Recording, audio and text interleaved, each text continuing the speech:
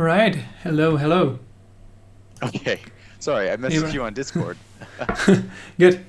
Hey, Arlo. So we're live as well. This is the second Uno Platform Meetup with live coding, and we have Arlo as our guest. And Arlo, can you introduce yourself? Yes, I can do that. So I am a UWP and web developer. I've been doing this for like 7 years now. Um, I I'm the admin of the UWP community Discord server. Um, I do a bunch of stuff. So I guess that's really all there is for me. Good. All right. So what are you going to show us today? Right. So I'm going to be implementing the brand new native file system APIs. These were just released on Chromium version 87, I think. They're in the dev channels now, and they should be hitting stable any day now. So these were going to let us access native file folders um, outside of the browser. And this is actually perfect for WebAssembly with Uno. So this means that apps that want to use the local file system will be able to use the WinRT APIs, and it will just work as expected, even in the browser. Yeah. So that is what we're going to be doing today. Exactly, that's great. Because we had last week had live coding with Jeremy Sinclair, and he was implementing file safe picker for macOS. So this is very related, as it's also a picker, but for WebAssembly instead of macOS, and it's maybe even more exciting as it's in the browser, which is something we couldn't do before, and now we can. So let's jump right into it. We were doing a preparation before, but we still have some build issues, so we will have to iron them out while we are here. Yeah, we spent a solid hour on this, Yeah. hour plus, but it was still having a couple of issues. Where were we? I think we just did. Well, I guess we can build? try to build the WebAssembly only solution now, just to see if what we did helped at least. Yeah. So let's update the cross-targeting override before we do that. Okay. Now let's close the big solution and hope that it works. Yeah, close that one. Yeah. Did you close it? I did. It's just not liking anything that's happening. I mean, it's surprising that there are more issues building it this time than last week with macOS. Yeah, that is surprising. Was it the first time he had cloned Uno? Actually, yes. So I'm gonna chalk it up to the fact that I've been in here before with this repo. I didn't just fork it. Yeah, maybe that's possible that there are some generated files or temporary files that are blocking us right now. In fact, actually, now that I think about it, he didn't clone it before, so maybe because I was so far behind on builds, maybe I do need to run like a command to clean out all the bin and object folders. So let's try this one more time, and if we don't have much luck, we'll do that. There is a nice extension in Visual Studio. I'm not sure if you have it, but it's clean bin and object folders. It does it all for you, and it even works a little bit better than when you clean it from File Explorer, as it doesn't have problems with locked folders. I use the git command. It resets your Cortana. What are you doing? I don't know if you guys can hear that, but my Cortana's being set off. Okay. Yeah. So I use the git command. It resets the repo to whatever the head looks like, as if it were cloned brand new. So complete refresh. I think it's done loading now, but we've already got an error. Well, that's lovely. Huh. We just opened it. Okay. What? Well, what? Just ignore that. I've never seen that before. Okay. So we are missing.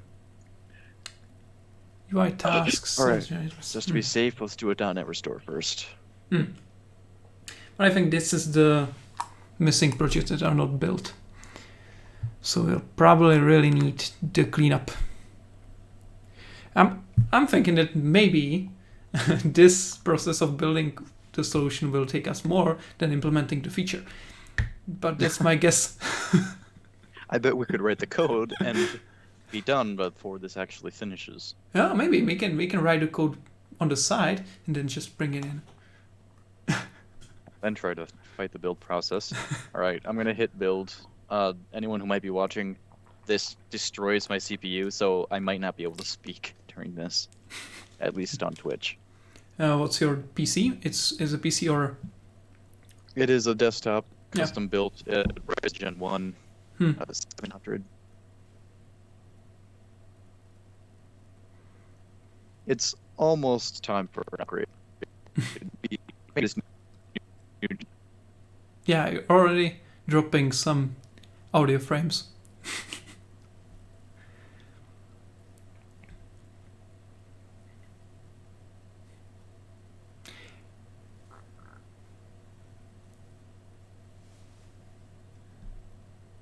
In the meantime, if someone has some questions in the chat, you can definitely post them on both of the other streams. We are watching the chat, so we are here to answer any questions. And we'll be happy to do so. Anything related to UWP, Uno Platform, or open source.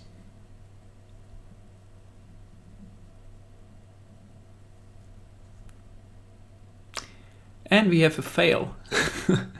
Still the same thing. These two errors are persistent. I'm just gonna, let's just do the thing. Yeah. Let's just do the thing. No time to close this though. Yeah. And maybe this. Copy to the clipboard, but yes. Let's go. This is gonna take a moment. But we'll have a clean one, so worth it. Yeah. Nope. Okay. Already done. Wasn't that bad? It wasn't that bad. Let's go back into our. Oh, I need to rename this, don't I? Yeah. So Just I don't think props. we showed the actual cloning. Maybe that could be another time, but yeah, actually cloning for the first time, all that stuff. Yeah, we will do more live streams of Uno Platform this month, so this will be in some of the future ones. That's what I had before. Yeah, seems good. Okay. Let's close it and pop open WebAssembly only.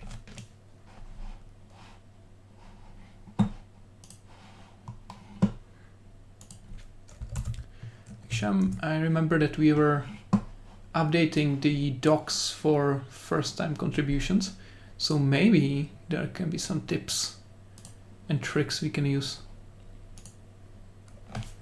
I'll find it here. That was a bit quicker than before.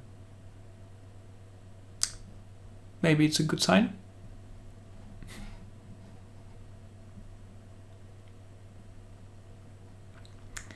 Maybe.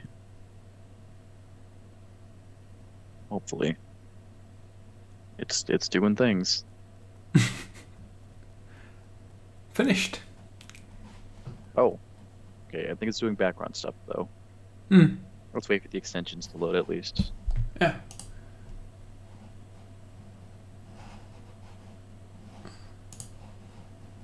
Building Uno UI.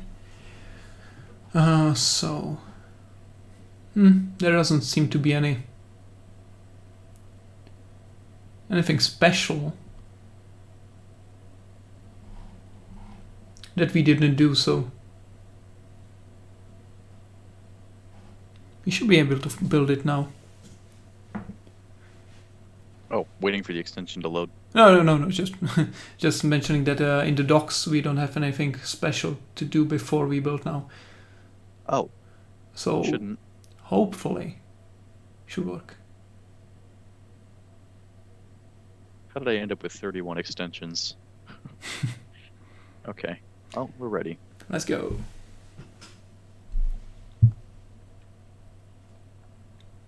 Not gonna freak out? Oh, not this again. Let's try it anyway. It's probably fine. I mean, worst case scenario, I just delete my repo, fork again, and that's it.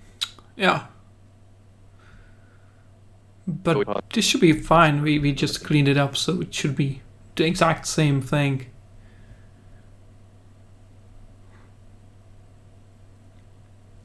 Should be, yeah. Unless I messed up the merge somehow from earlier. Doubt it. It should be like from master to master. It should be just fast forwarding commits. You would think that, yeah. You never know.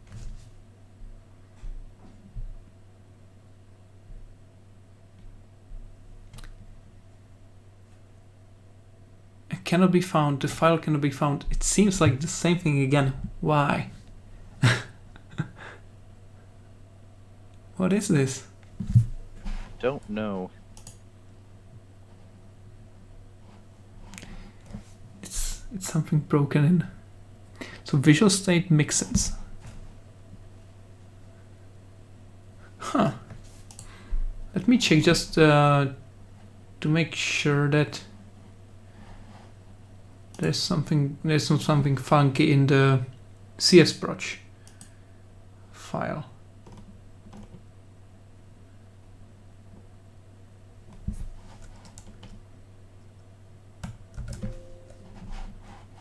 Maybe can you go to the folder mixins dependency property in Solution Explorer? So Uno UI WebAssembly, then this one, and then mixins. Oh really? Oh, interesting. Oh.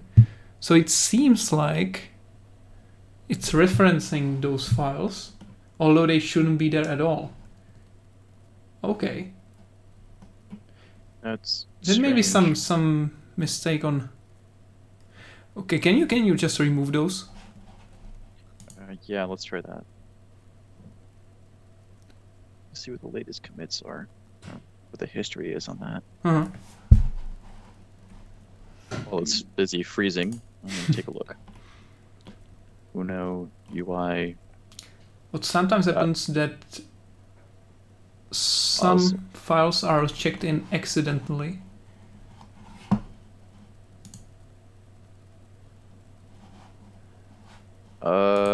Okay. Yeah, it seems like one commit, one of the. So the file isn't here, that's for sure. Yeah. No. It's Uno.UI project. So if somebody were to clone it from source right now and try to run it, it might have the same issue. Quite possibly.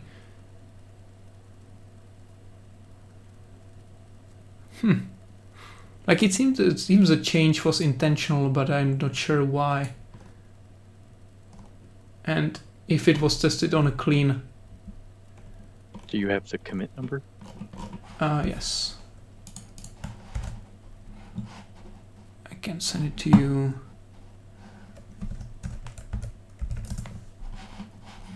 Like Jerome did it, so I'm sure it was intentional.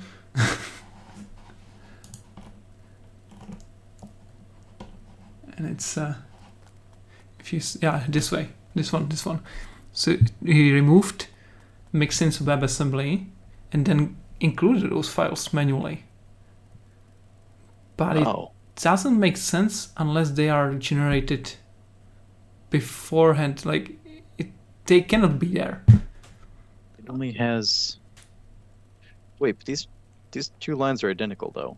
Yeah, that's also suspicious. A bit, yeah. Oops. Wrong one. Going to uno.ui. And then What we can actually do is I could actually send you the generated file as I have it locally. That would be the last resort. Yes. Oh, these are both. Oh, this is probably what's happening. That's there twice, and that's there twice. And the Android ones are not generated on our side as we are building just WebAssembly. So that would make sense that it doesn't work. But I'm not sure why it was committed into the repo.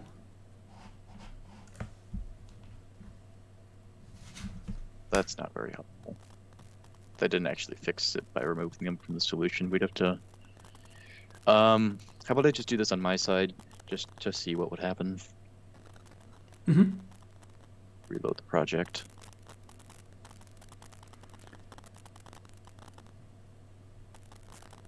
Wait, where did it go? Huh? Wait, what?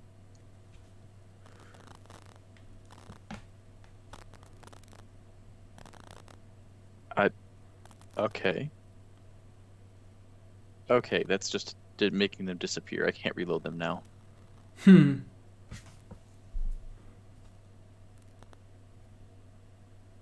Just close it and open it again. Did the thing. You will have to do this. Did something. You can show all the projects if you click on the in Solution Explorer. It's like 8th. Yeah, this one. You should see the project files. there. It still works for projects. Does it? Usually it does. At least. Oh God. Okay. Okay. Well. Not okay. This It only works for the selected project. I need to do that on the folder. There is no such option. Okay. Okay, we're just gonna restart Visual Studio. I don't want to do that. Can I don't remember if we can... Nope.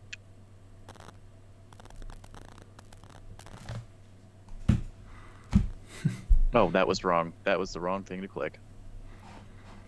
All right. Trying to ping someone from the Uno team. If they can help us. Well, it's good to know that it's not my fault. Yeah, definitely no. This is weird. Like, this change is weird.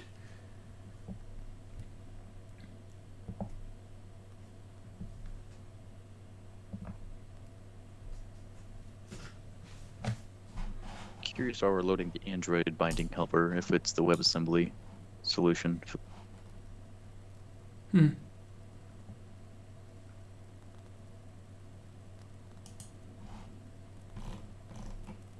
Well, the binding helper is a weird one. For some reason, it has to be there in each of the solution filters. There is a reason for it, is an issue on that, but it hasn't been resolved yet. It's something complicated. Oh, I see.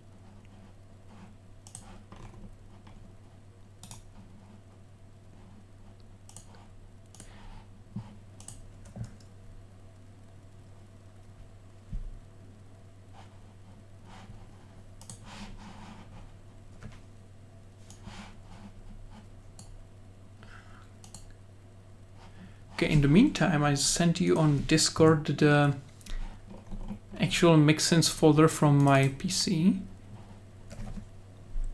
We could try to drop it there to see if if it helps.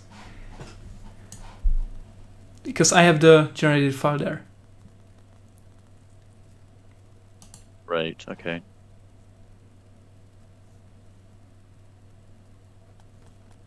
It's not the best workaround, but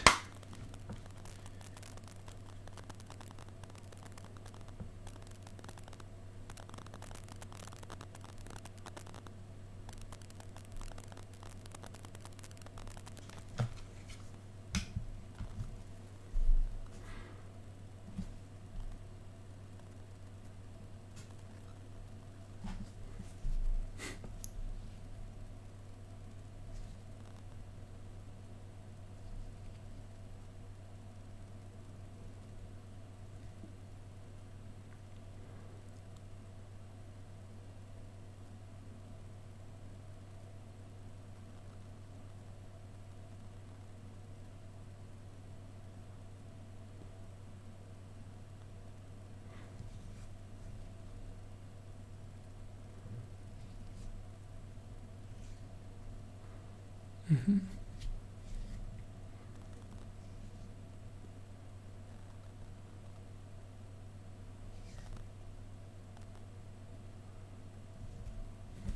We'll see. Okay, I think this one's done enough. Do we launch uno.wasm or uno.ui.wasm? UI.wasm, that's a bigger one. It references Uno.wasm. Right.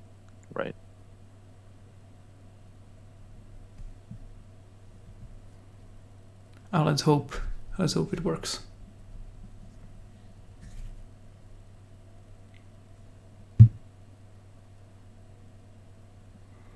So we were getting the error now, right? That was the point where we get not found.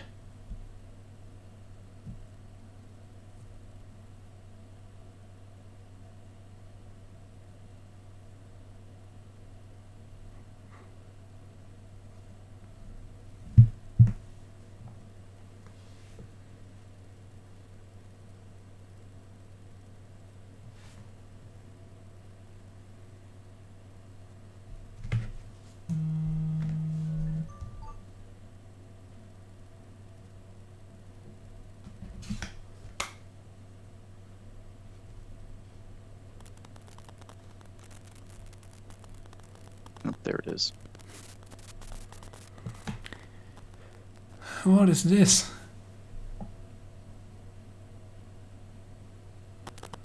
Huh. Oh no. What is this? It seems like One of these things is not like the other. Because one of these things is probably an actual problem. One's a code generator thing. Mm-hmm.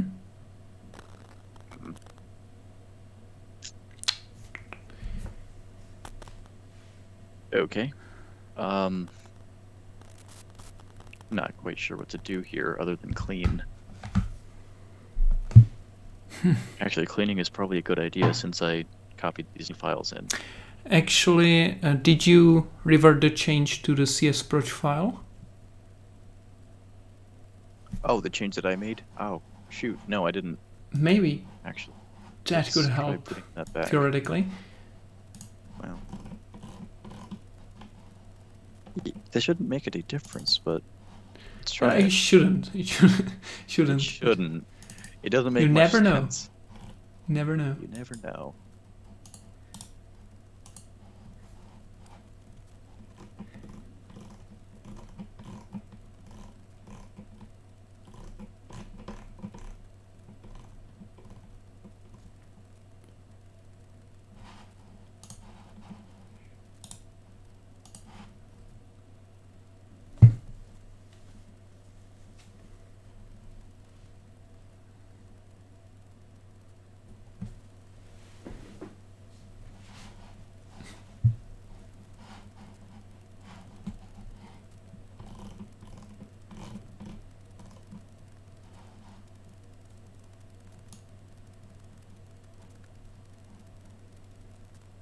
Like, the good news is that on my system I have the same version that is on master, so with these files it has to build the same way as on my local. I'm gonna spend all the stream just fixing the solution. We actually are. Oh god. Okay. Is it still cleaning? Clean canceled. Why did you cancel it? Oh, because I changed the solution file. Oh, right. Yeah, that doesn't make sense.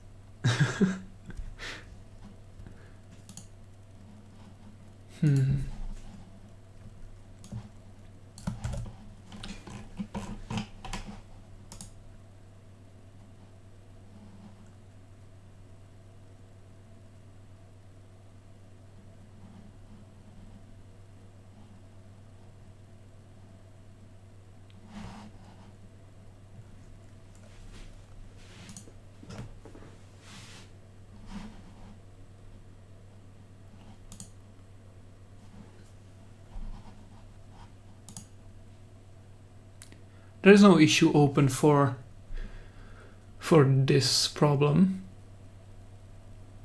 So it seems like it wasn't yet discovered.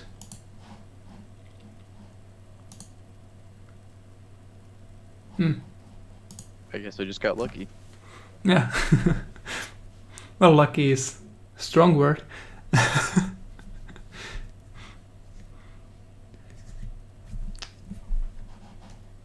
It's a bad luck. More of a situation. I will report the bug while we're at it.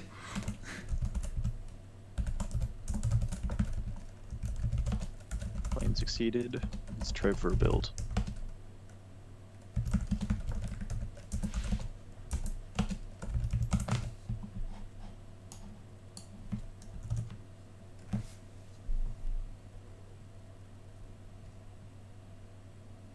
What is this?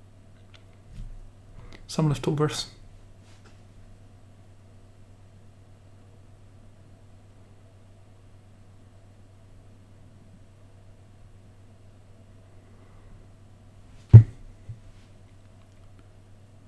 Oh.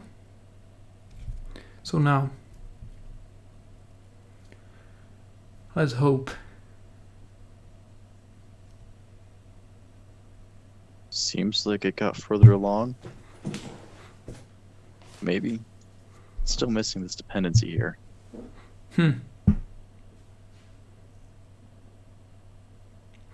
I wonder if he'll have to do the build of the whole solution again. Just to get these. That wouldn't be great. In theory, I would just have to build these. So it yeah, wouldn't be this ideally. one. Ideally. Why does he complain about this? Should definitely be built before the project, though. Yeah. Oh, there it is. Oh, okay. There it is. Yep. Everything is in the It's command frozen. bar thing.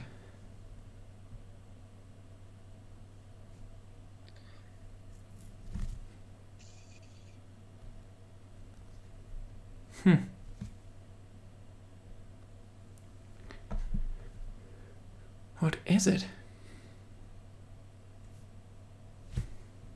It is frozen.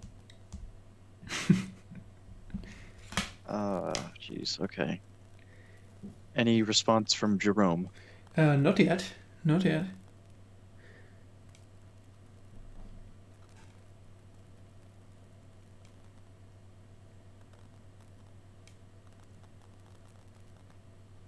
One failed.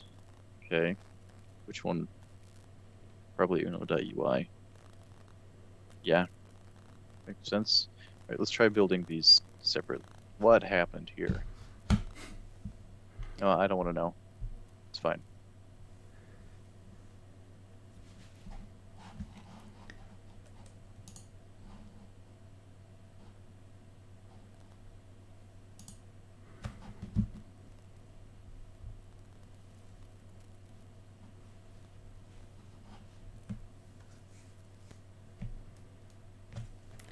Trying to get some help.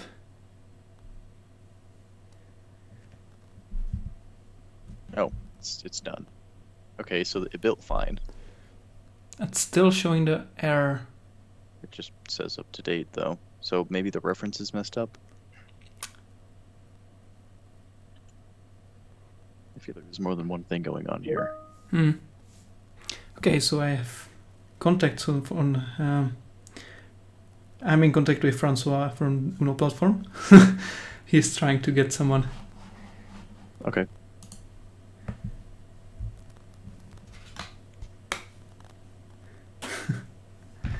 It's a fun issue.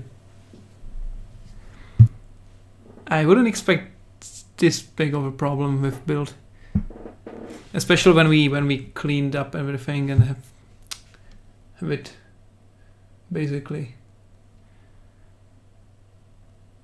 just as is in master. But it really seems that the latest changes messed up and something in the CS Proj.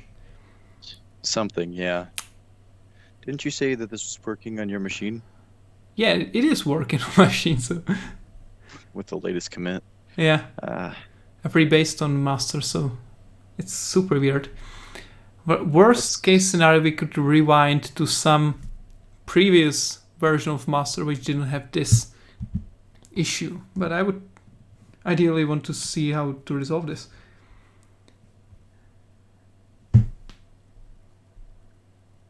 It must be some trick. Oh, I haven't pushed, so it wouldn't show. Yeah. But you're on the latest master. It's fine. Mm-hmm. What? Oh. Here we go. All right. Yeah, that's up to date.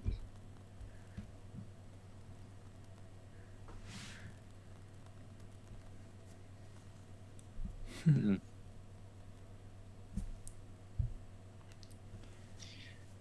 I don't know. Maybe I should just try deleting the repo and recloning it. Maybe get XDF didn't work correctly. In the meantime, let's try it. I hope I will have some help soon. Soon, yeah. If someone is online.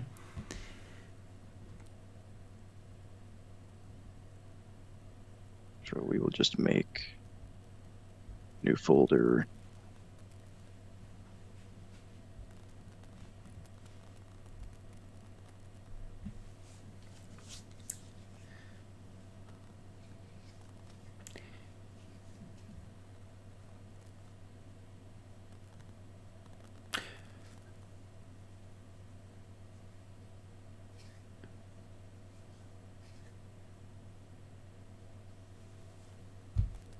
Hopefully this is temporary.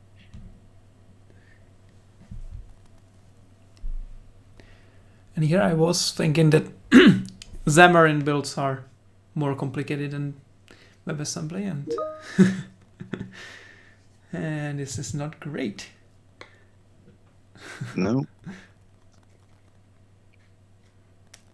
So, it seems nobody is online. That's a bummer. Oh no. Okay, we're on our own. That's fine. We're smart cookies.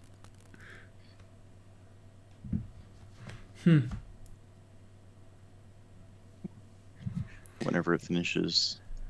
Okay, my suggestion, if this fails, would be to go back to some older version of master, where it We could try that. before the change, before the CS Pro change. Yeah, we could try that. It could be that that it's working on all of their machines because they had some cache file that isn't there anymore. Yeah, exactly. In my case, the same thing. Because these files are generated on the first build, so they are not there before you actually build it for the first time successfully.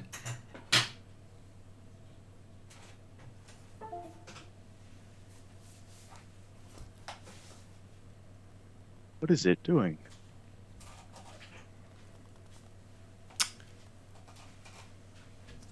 You know, since this isn't going to work, I'm going to close this. And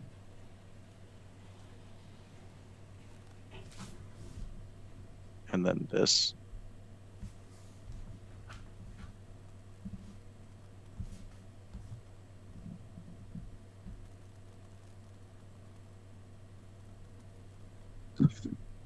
Git, are you okay? Completely stuck. I bet if it controls... Oh, I All hit right. enter. Okay. Okay. Well, moving on then. So, same deal. Do our overrides thing. In the meantime, I will find some commit before the change, so that we have backup.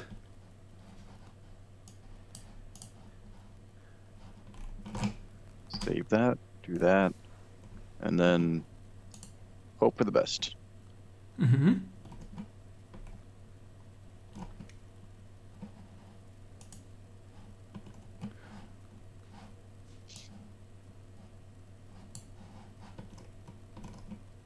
Like it's a very recent change.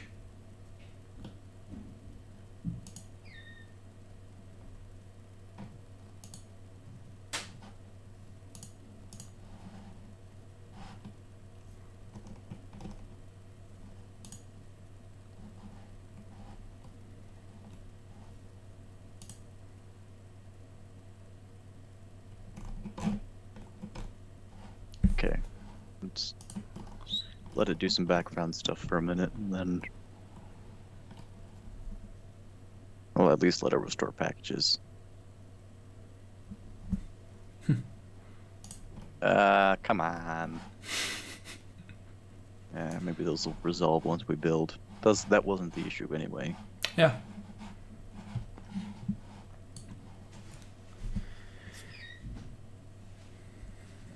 What a sticky situation we are in.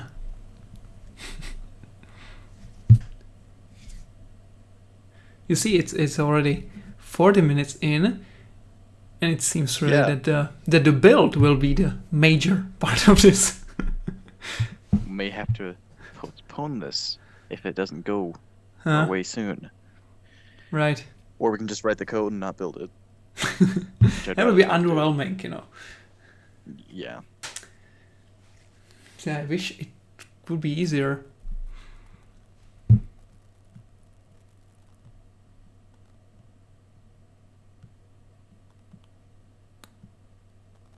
It's nice how quick this is, but then we will get to Uno UI WebAssembly, and that's a key part. It's building these from scratch. There it is. Uno.ui.wasm. Please work. Please work. Please work. Please work. Oh, No. gosh. Oh no. Ah, Jerome, my man. What did you do?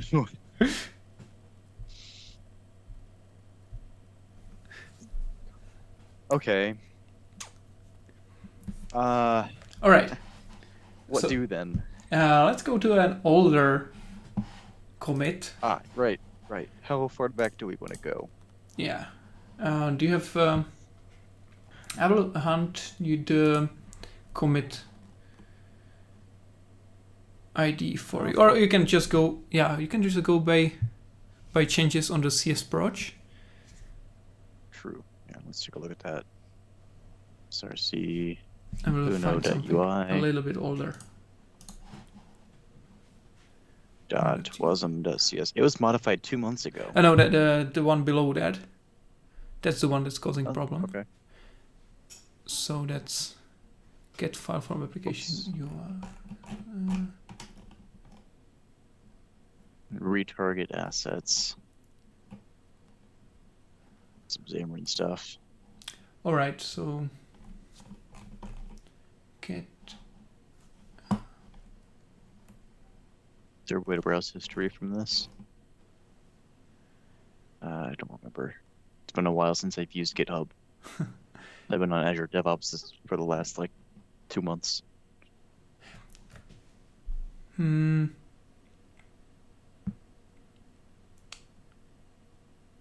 Oh, history. Yeah. So there's history and... Going back to this one will probably work. August 10th. Because it was working for Jerome. Was it working oh, never mind. Irrelevant. macOS. Uh-huh. That's a big change, this one. Anyway, I will try to find the commit itself. 2 months is probably fine. Might be a little much, actually.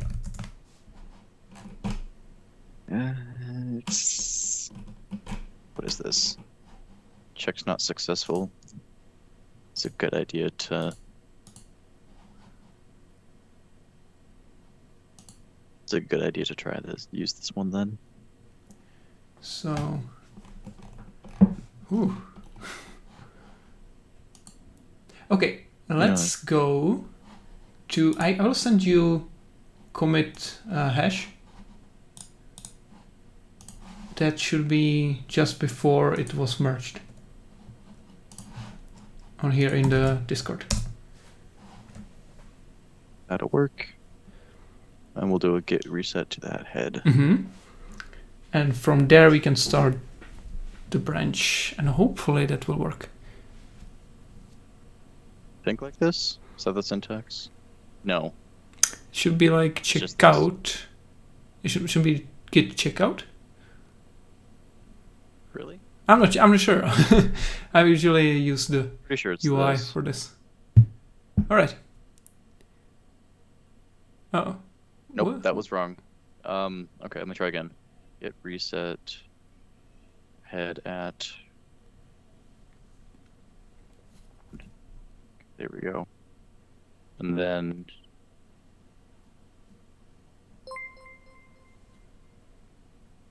let's do a hard reset.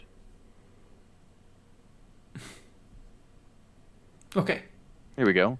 That's good. So this is the one where one of my PRs was merged. So this is definitely working master, and it's before the get file from application URI. So let's try from this one. Okay. Yeah, I will probably have to kill the Visual Studio. I'm not sure what's happening, but this is stuck on top. So. Yeah. No, it's just frozen. That's why.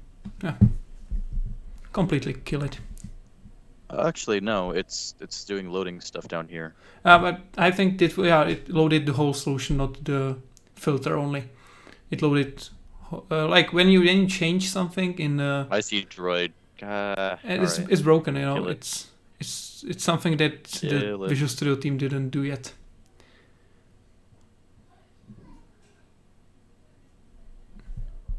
Yep.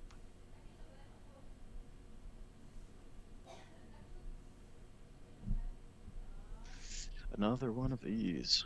Wow, it's an exciting stream.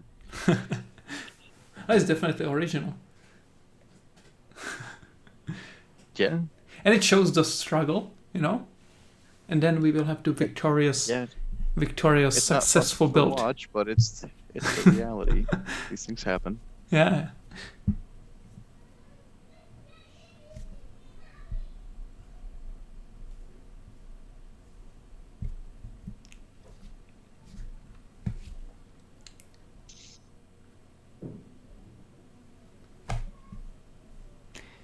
All right.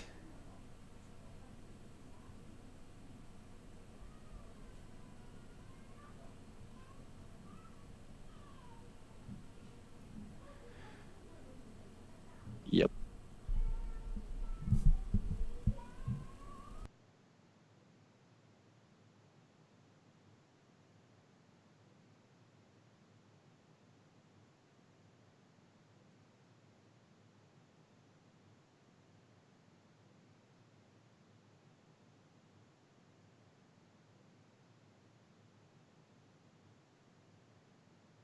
Okay, we should be good now. All right. So let's see. What is this?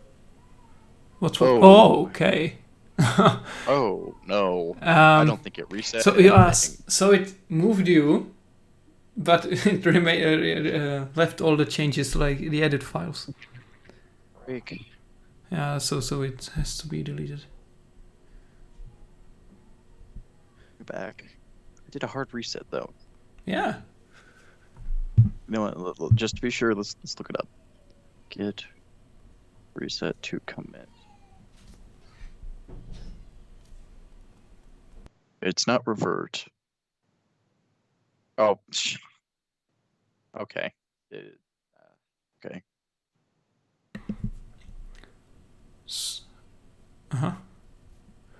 But still, it would expect that reset hard would do its thing. In a detached head state. But that's fine, because we are not on any branch. That should be okay. We just create a new branch from here. State. Yeah, you can switch to a new branch. Okay. Yeah. If you want to create a new branch to retain commits, you may do so by using. I didn't know there was a switch command. I didn't either. So we have the convention that we use def / 4 characters of your name, and then slash the feature you are implementing.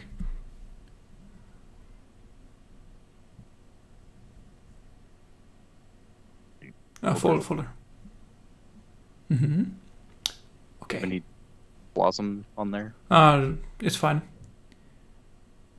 All right. So Okay. we should be good now. Let's see what happens here. Should. Try git status just to see if there are the end stage.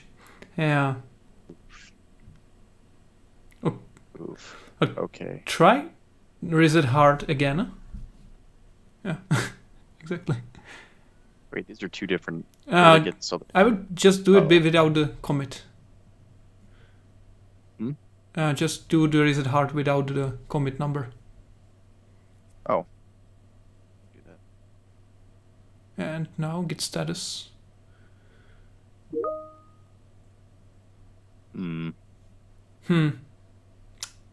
Yeah.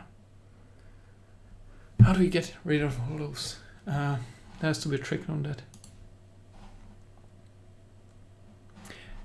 Yes. Yeah, that's what I thought. Yeah, we have a comment from Git Francois. reset hard. Yes, we have issues building the latest master. Actually, it seems like some generated files were added into the CSproj, and now it doesn't build without them being there. And also, it seems to build on my PC, but not on Arlo's.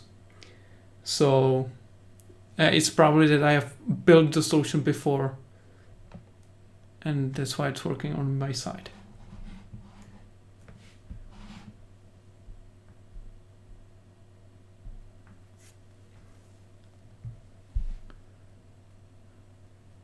Nope, I just completely screwed it up. Now I'm in a detached head state. Whoa. That's not good.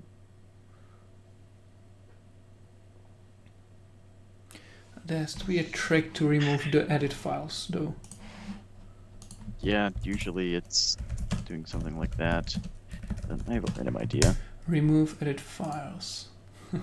See what happens if we just Oh, there's a bunch of useful tools here. Oh, that's weird. It shows the two branches. Okay. this. I mean, I could just stash it, and then.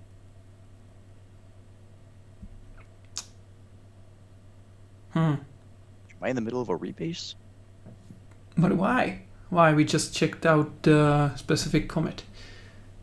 Yes, it seems it's weird that on the CI of Uno Platform it built successfully and not here, as the CI is also a clean state. Really weird. Yeah.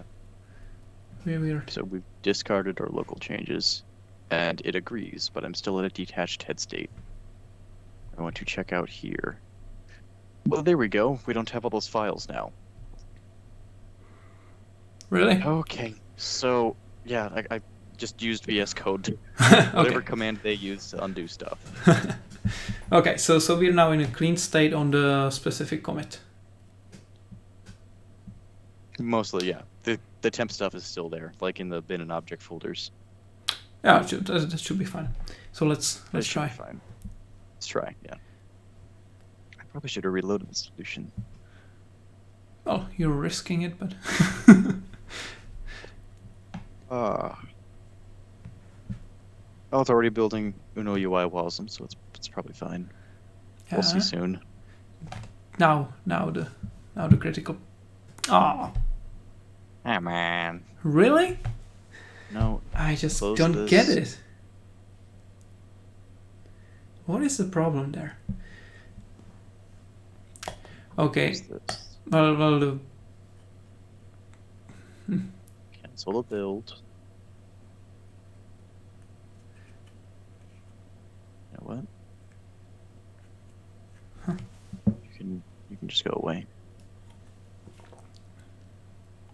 It's weird. Like it's trying to generate the mixins, and it's looking for the generated files, because that seems like the other way around. Yeah. Oh, it's gone. I think I killed it by accident.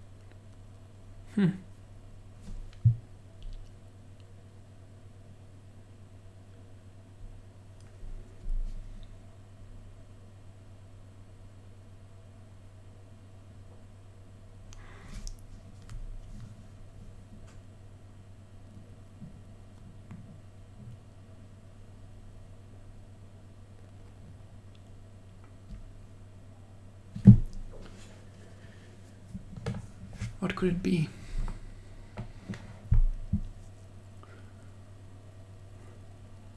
Like, we could try once more to do the build of the whole Uno UI solution without the platform target.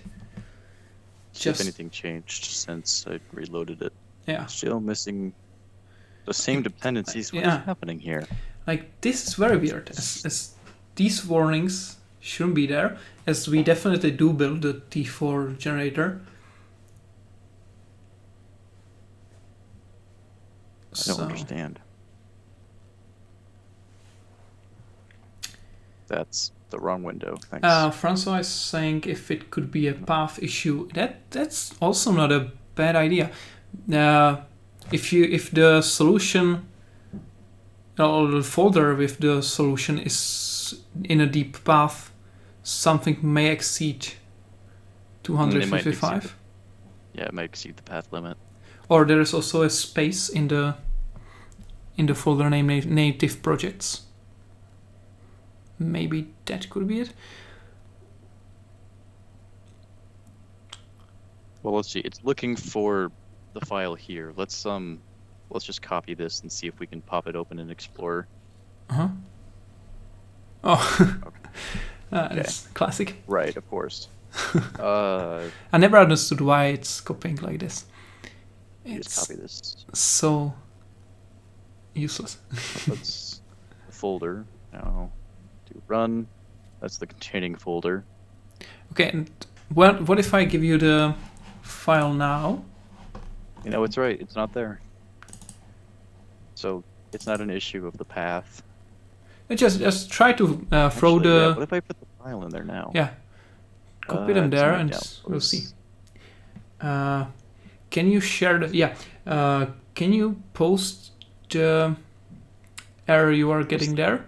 Like these two, copy it into the chat. I will send it to Francois. Sure.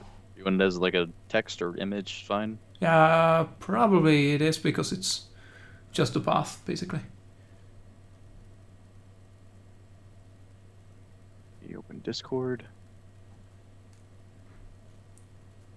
Okay, now let's take these mix-ins that you sent me. Try to throw them in there. Okay. Mix-ins, Wasm. We know for sure that this was missing. And for the other one, uno.ui, yeah. It's exactly what we thought. I guess it just can't generate the files. Yeah. We tried this though. Like it's trying to search for the files before it generates them. Let's watch this time because it's possible it might have cleaned them out at some point and we didn't notice. Yeah. Makes sense. Okay, I'll send this into... I'll send it into the Uno Platform channel on Discord. Sure.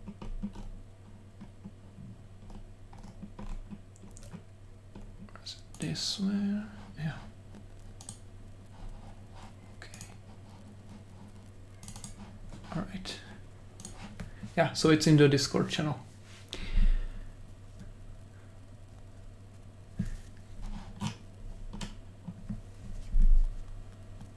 Oh. Oh. That's new. That's good. That's good. That means it built. It actually built. It succeeded. Yeah, actually. So those missing files helped. And now let's try to build the samples app WebAssembly. The samples app, on the top, second entry. Ah, there it is. Yeah. So this is the actual test application. So if we will get there, then it's very good. Wow. Let's hope. An hour in, It's better than nothing. Yeah, so it's a half of it, and the next half will be Um, implementing the FolderPicker. Just easy. Yeah. Yeah. No rush. So what are the because I know there's a couple of things that you have to do when submitting an Uno PR. There's writing the code, but there's some other stuff, right? Like the UI tests. So Yeah. what are all of those steps? I actually see this here. It's not going to be that easy to write UIs for this specific one because it requires a picker, and there is no way like we can automate that. But we still make sample pages that represent individual features, and we put them in this sample application. And so that when you want to try some feature that's implemented, you can go to the specific page and test it out. And that's what we're gonna do here as well. I think there is already a FolderPicker page when we did it for macOS. So we will just adjust it to enumerate files, for example, so that we can show it works. Okay. Yeah. So far, so good. No errors. Yeah, that's very positive. Shut. Sure. Okay, so what does it say? Okay, what is it? I'll just try again. This error reading response. Sometimes happens, yes. Source generation failed. But we are definitely further than we got before. Yeah, there's enough. So Uno there's just enough small things that come up when dealing with Uno that when I do finish working on Strix and we go open source, I'm probably going to have to publish some documentation for like common issues. Yeah. This now. Okay, so what does it say? Another generator. What? This is a lot longer this time. A reading response. Sorry, I'll stop scrolling around.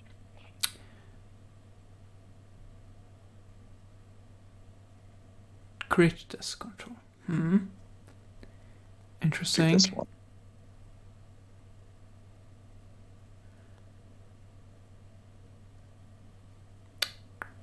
Well, this is different because it's in the object folder now. Yeah, and it comes from the source generator.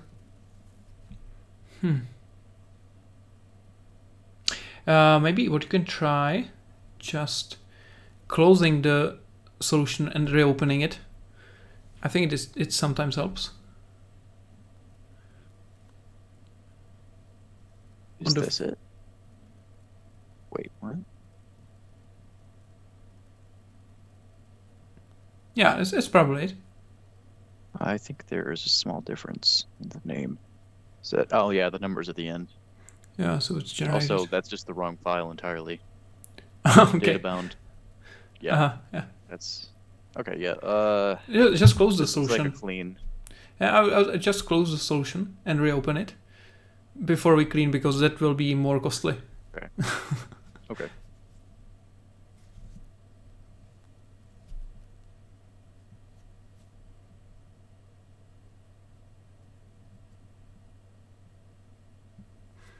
Okay, Francois is in the chat saying that the T4 templates should, if you still get the problems there, you can try to double click those in Visual Studio and it should generate the file again.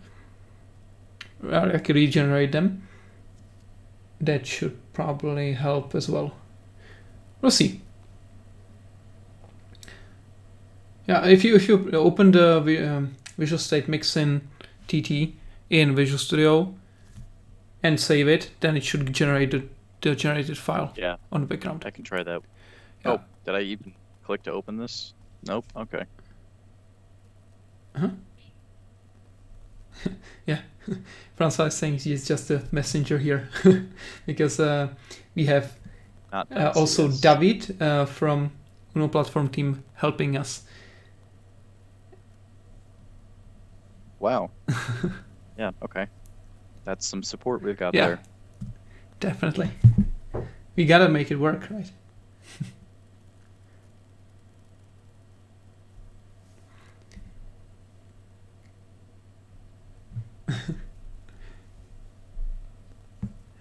right. So let's go. Let's try just simple build. We'll see if it does something. And then the clean. Like it seems like the mixins are okay now because it gets past the Uno UI WebAssembly build.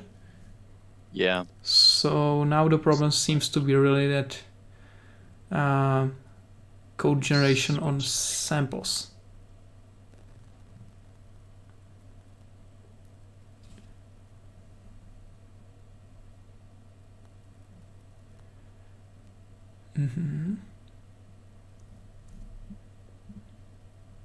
Yep. Okay. Pillars. And this is the same thing? Yeah. Directory not found. All right. Let's try it.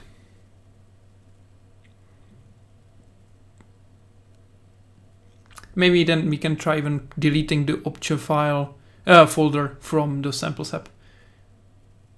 Because this clean, I don't think it deletes the folder completely.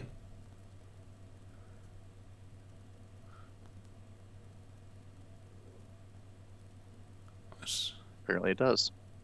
Very good. All right.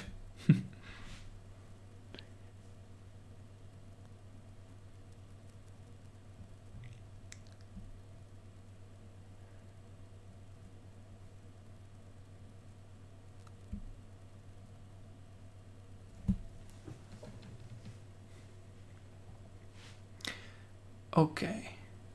Succeeded. Okay, so let's see. Let's try again.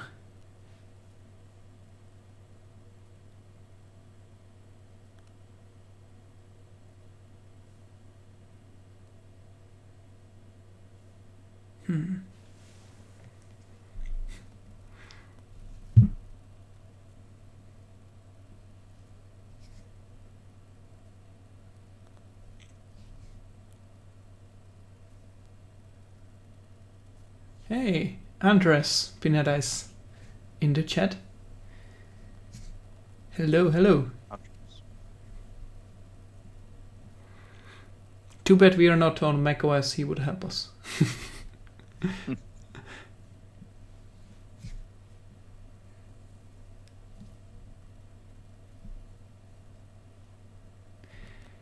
So, hopefully this will work. We are past this issue.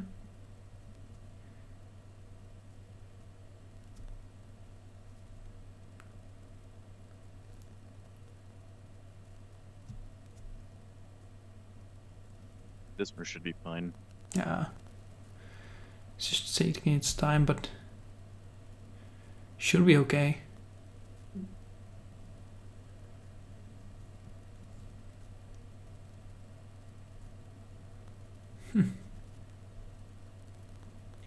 But a good thing is that your microphone is on dropping.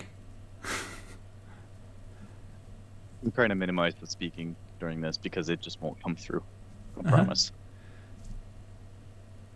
We got lots of projects succeeding. Yeah, but we need the single one. There's the one though, yeah. Yeah. Like this is very positive so far. Tests. And now we have runtime tests. It should be okay. Get this for It's not before. huge. And the next one should really be the samples app. Yeah, it did get this far before. Yeah, samples app WebAssembly, and now let's hope for a miracle. Yep. Because we have such a nice API to implement. It would be not great if it... Oh. Come on. Oh, man. Why is it looking for this specific... So, what's the name of the file? Can you As post soon it? as it lets me do a thing, I'll let you know. Huh? As soon as it's done freezing, I'll let you know. Okay.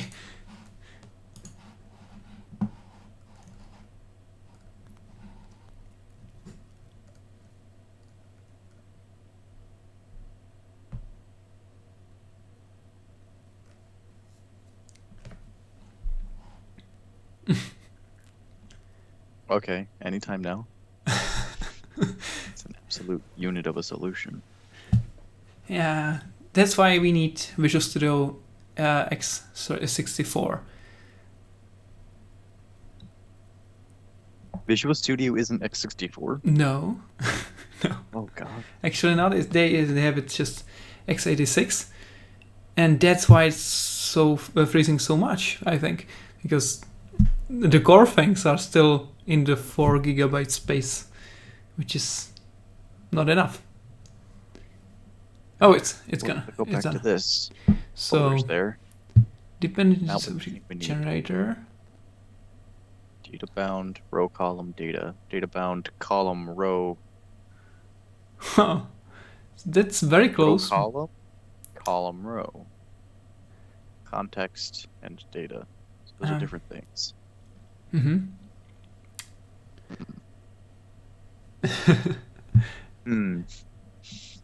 Andras is saying that it's really incredible that Visual Studio it's not x64 and then it is the case.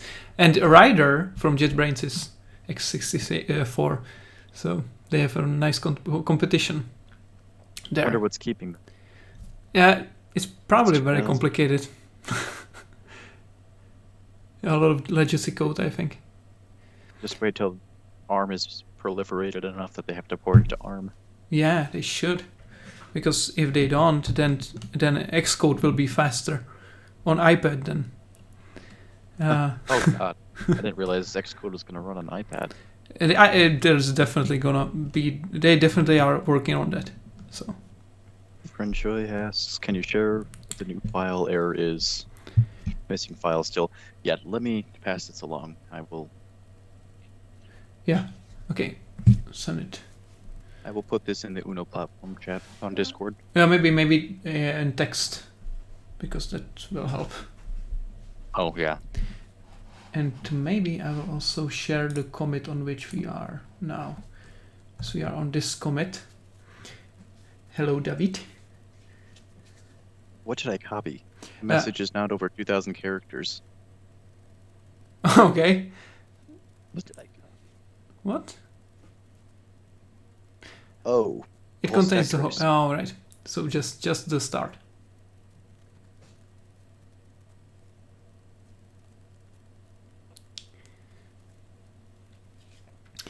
What we can do next is just to try the mixins. Let's open the mixin files, and we will try to generate the generated ones. Just to see if it helps or not. Well, the mixins aren't really an issue anymore. Like, they shouldn't be. Well, technically, yes, they're a big issue because they're not working, but right now they're not an issue for us at the moment. I'm hesitant to go back and remove them because as soon as we do, it's going to cause. I feel like it'll cause issues. Okay, let's try just deleting the object folder from samples app WebAssembly manually. Sure.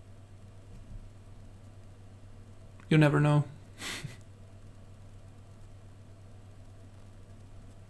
Yeah, maybe bin 2. Oh. No. We'll see. Wait. Nope. Yeah, that was a bad idea. Okay, cancel that. It generated it, and I deleted it again. I canceled the build. How is it still generating stuff? Some pre-build or pre-compilation. I don't know. Maybe. Okay. Again. Let's see. David is looking into it, so maybe we'll have some tricks and tips from him.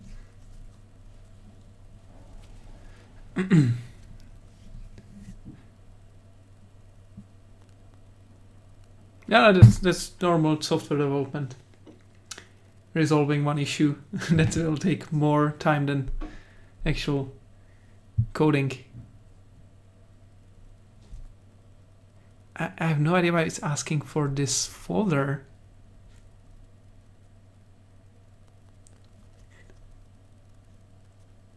The cavalry has arrived.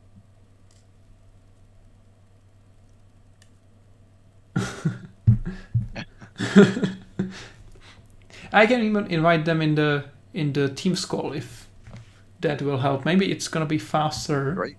Yeah. Can I invite you, David, Andres?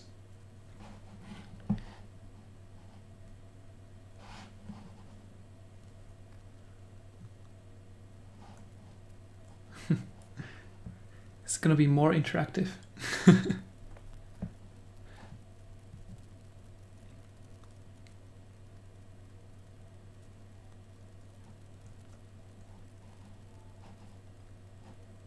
I will need their email addresses. Do I have them somewhere?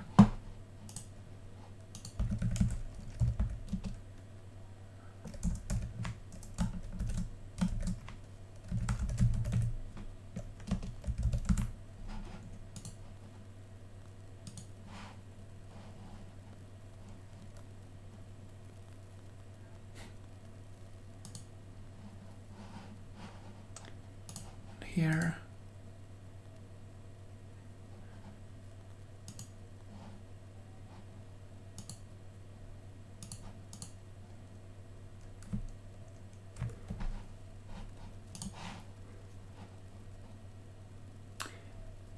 I will have to hide the window just so I can hunt the email addresses.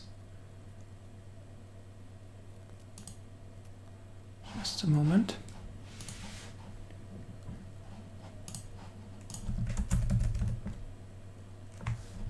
Right.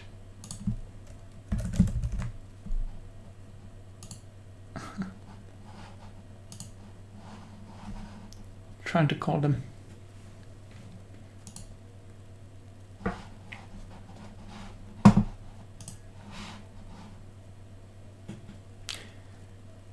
All right. So he's saying the space in the path could be an issue. Yeah, I was. We can try it. You know, it's. Hey, Hello. David. Hello. Sorry for disturbing your weekend.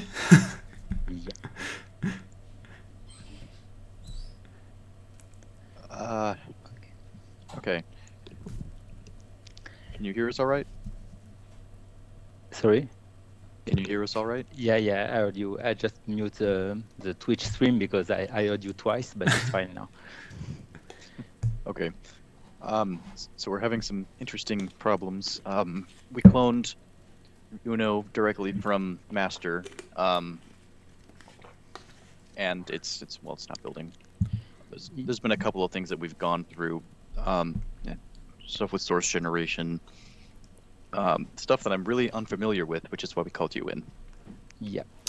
So I see. So the two issues at the bottom. So the code rejected or error reading the response is something with unit generators we don't know why, and usually just rebuilding for the two errors at the bottom, it will work fine. Just run a second bit. But for the first error, it's really weird. I don't understand. It just looks like if the generators didn't run for any reason. And so, yeah, my only hypothesis here would be the space, but...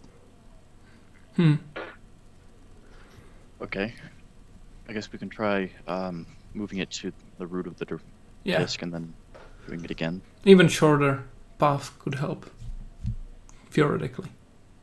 Like the file name is pretty long. Okay.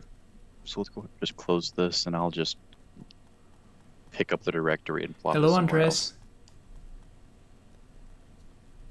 You have Andres here as well.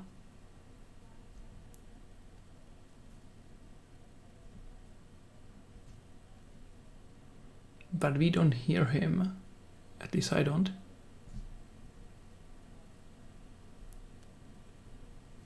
Oh, I need to close some stuff before I can do this. So this is live coding without preparation, as you can see.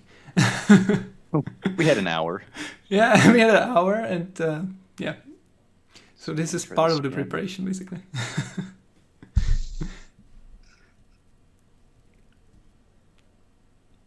I'm not able to just copy the folder. Why? Is it locked somewhere? Somewhere. I'll just You can try to kill all MS build and Uno generators. Oh, yeah. probably some stuff still running. Uh-huh.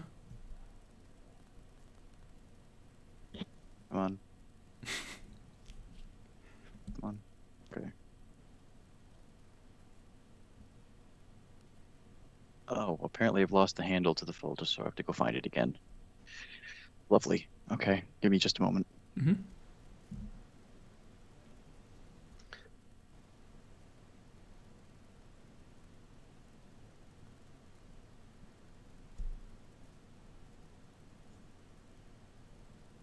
Native projects. WP Uno 2. And we can just copy it. In the Twitch chat, I just put the command line I run to kill all MS Build and Uno stuff. So you run it in with elevated prompt. I will put it in Discord as well. Well, this is a CMD thing. Oh.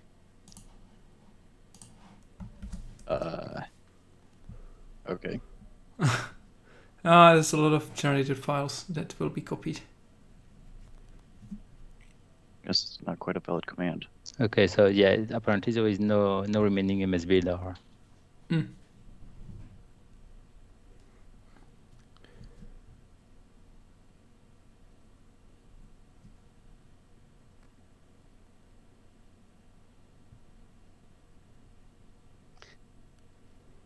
Oh, Andres was saying something, but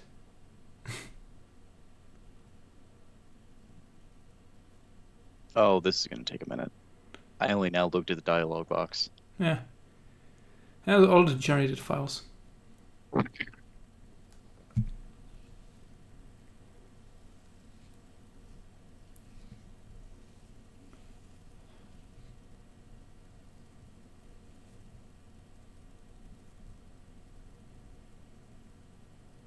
Hmm.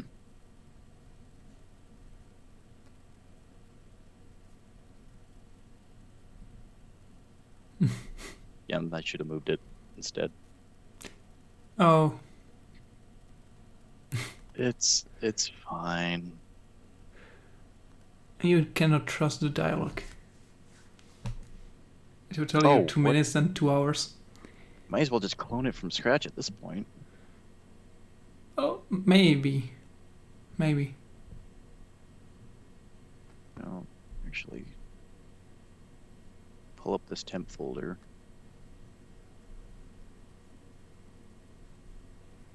And we'll do just that and see which one finishes first. 30 seconds now. We'll just let this finish. It's almost done. Mm-hmm. Don't want to tax the disk any more than we need to.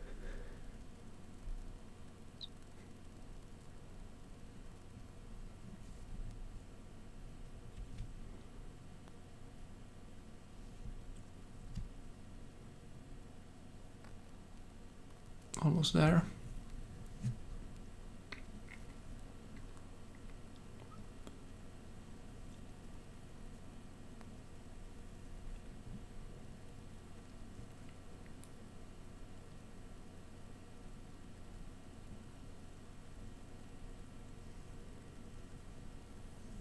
And here we are.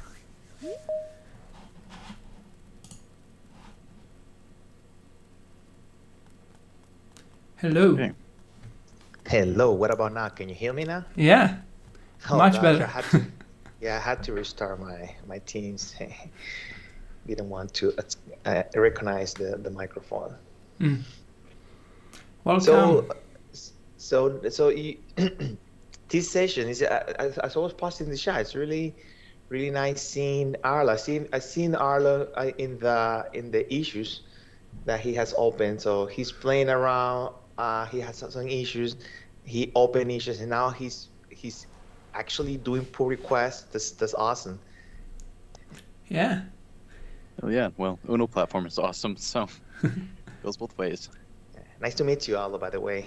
Nice to meet you. Yeah. Virtually, at least. What else is there? In these times, Yeah. That's all you can get. Yeah. All right. Let's go. Fingers crossed. do we should we wait for the extension to load? Actually, now that I think about it, the extension is only for creating new projects, isn't it? So we shouldn't need that. I think. It's probably fine. Let's just try to build. Mm.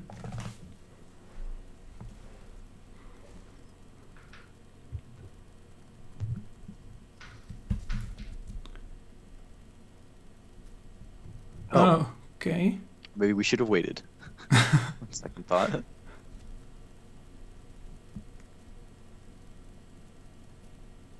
Okay, it's switching outputs now because it's loading things.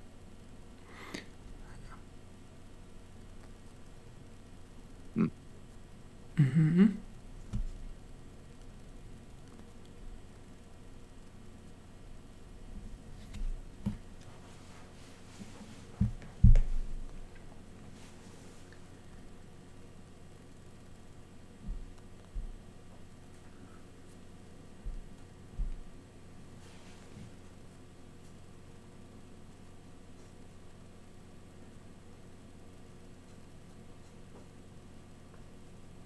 So, and this is the place where we were getting the arrow on mixins. And actually, we noticed that there was a change. Can you show it? The CS approach change in the GitHub. Sure. Let's see if I still have it open. Because that was interesting. That was a change that actually added a lot of things there. Don't think I have it open, but I can get it. Yeah, a source and then.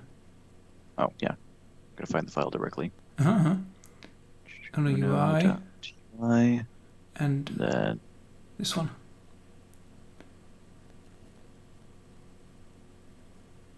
So this change.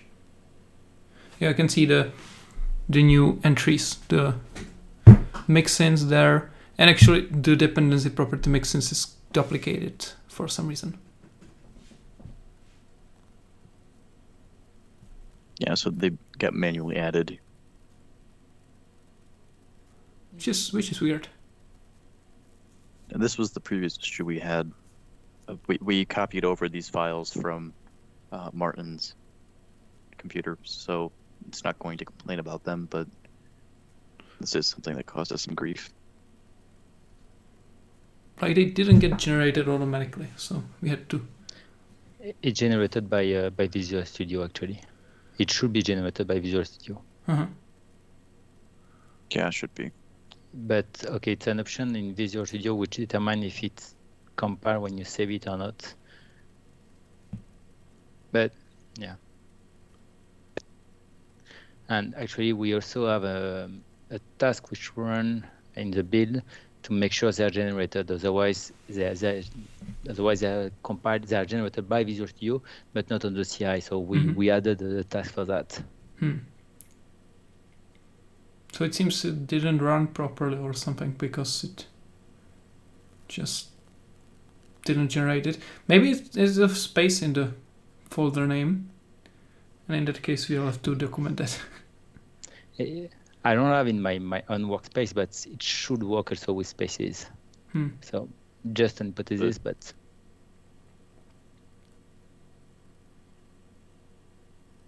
It's been a while since I had an issue like that.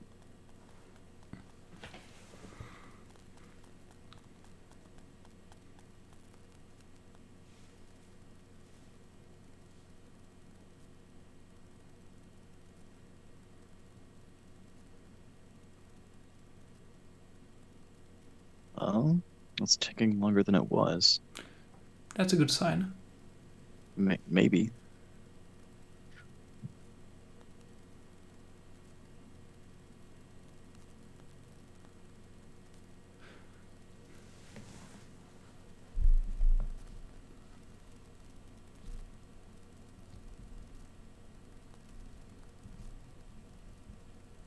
Okay.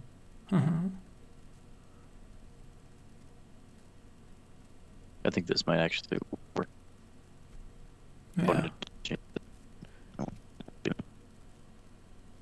Okay. Your mic is freezing, so that's a good sign as well. Oh, that's new. Yeah, That's new. definitely. That's Oh no. just before the build Was finishes. it doing that before? We didn't get No. this far, so Okay. this looks good. Okay, It's already built. The DL is built, so. So That's very good. it was the space. Or it could be the length of the path. One of those two. I don't think the path exceeded. Let me check because I have the path here. I mean, the file name is very long. True. Yeah. Let's see the length, maybe. Oh. Uh-huh. Okay. So it could be it. Hmm. We'll have to put it as a recommendation to clone into short path. Didn't this Actually, happen last time know- too with Jerome? I know that we have a check for that in some it's in the bootstrapper, so apparently it's not working anymore. Yeah, because I remember Carr was working on that to Yeah. to let it know explicitly on the command when we compiling that the problem it is the exceeding the number of characters. Hmm.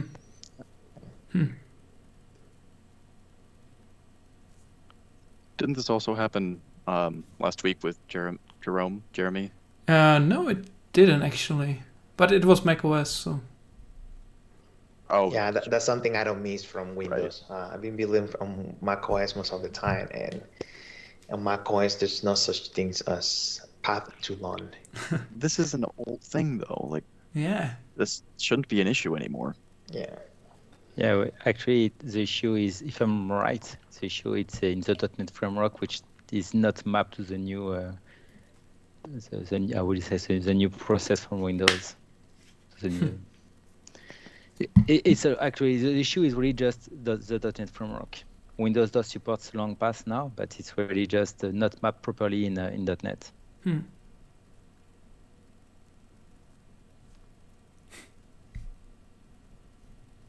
Well, it build succeeded, but so that's good. I'm going to assume it works now. It's frozen kind of, but Yeah. it should start.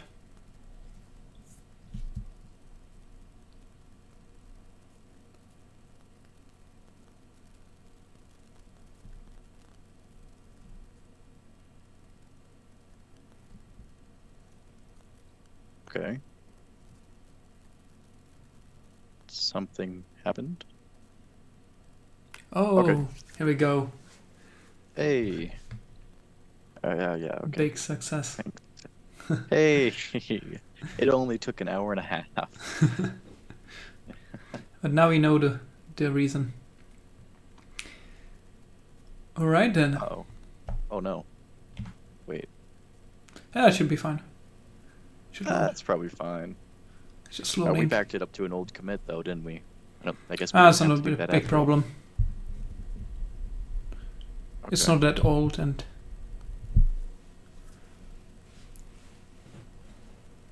Doesn't. yeah, here we go. Okay, there we go. All right. I guess it's slower in debug mode. Awesome. Thank you guys. Okay, yeah. Thank you so much for your help. Enjoy the rest of the weekend. Bye. Great. Thanks a lot. Have a good Bye. day. Bye bye. Nice talking to you. Bye.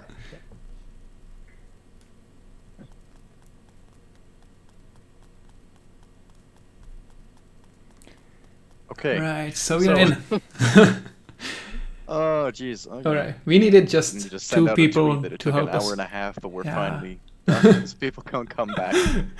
Okay, so we're in. Finally, that's great. We are So in. let's do at least something, and let's see how far we get. So if you go to Windows Storage in this list, so the lists are not yet as performant on debug mode, but it's fine. Windows Storage is right at the end. Should be And here storage. There should be a folder picker tests. Yeah. So this is currently working on macOS only. So we should probably start with just getting the button to work to show the picker. Absolutely. All right. But this is probably throwing somewhere Yeah, in it's here. throwing that big Yes. single folder. I think is not implemented. Okay. All right. I'll just close this for now. Right. Let's see how So much here we we can do in go. a half hour.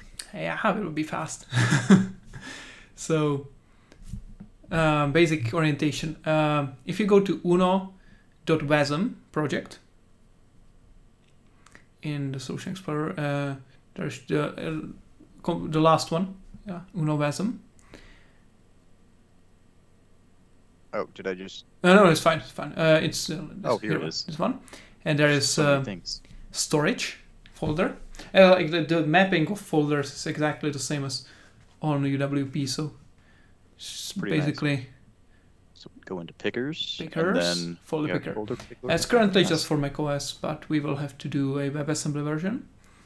Mm-hmm. And as you can see, the extensions of the files are matching the platforms. So if you make folderpicker.wasm.cs, that's going to be only compiled for WebAssembly. Mm-hmm. Okay. Oh. No. Yeah. So let's go ahead and do that then. All right.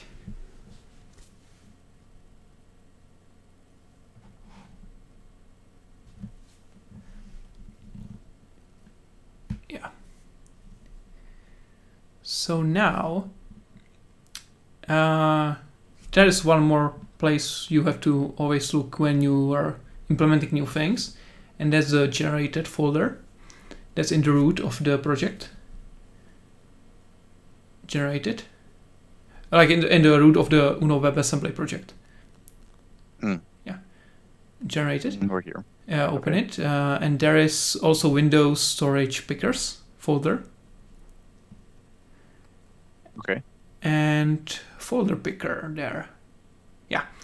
So this is exactly the same API as on UWP.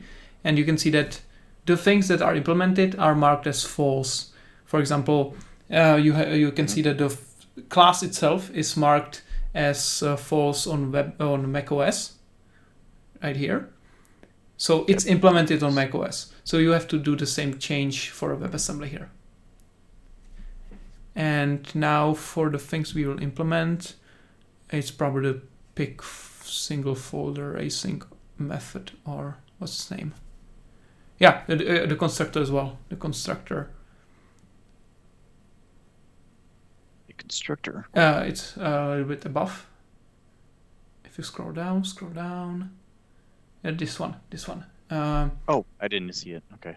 So We can do that. so empty constructor, and then pick single folder async.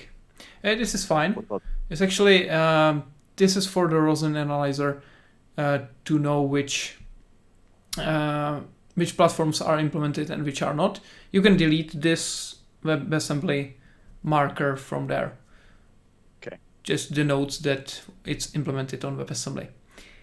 And Okay. the same thing here in a pick single folder async. No, this one. Not this one. Oh, There's a wrong one? Huh? Yeah. big single folder async. And again, I remove the WebAssembly from there. All right. Good. Good. So, and now Okay. we can start implementing it. So if you go back to the, Not Okay. this, but this. maybe you can copy paste the code from the macOS version, because it's going to be the same basis. Close this.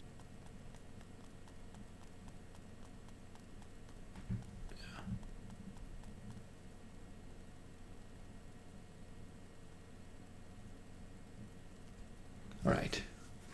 We'll just need the platform specific one here.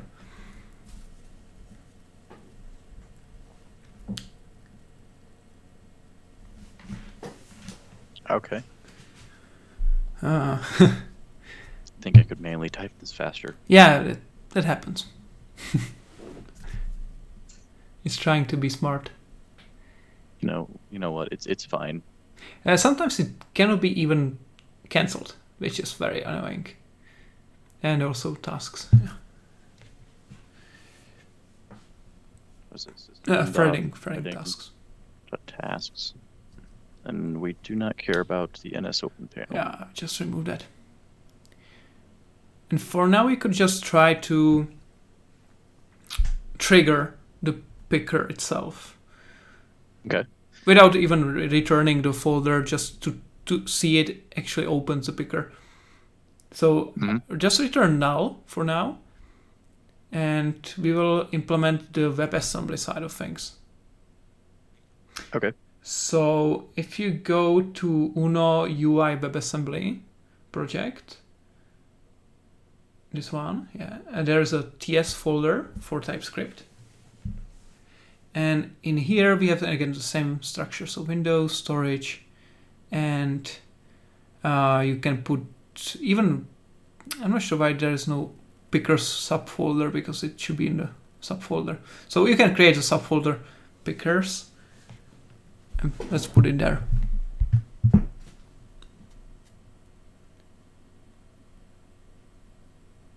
And we'll create a new TypeScript file. Yeah.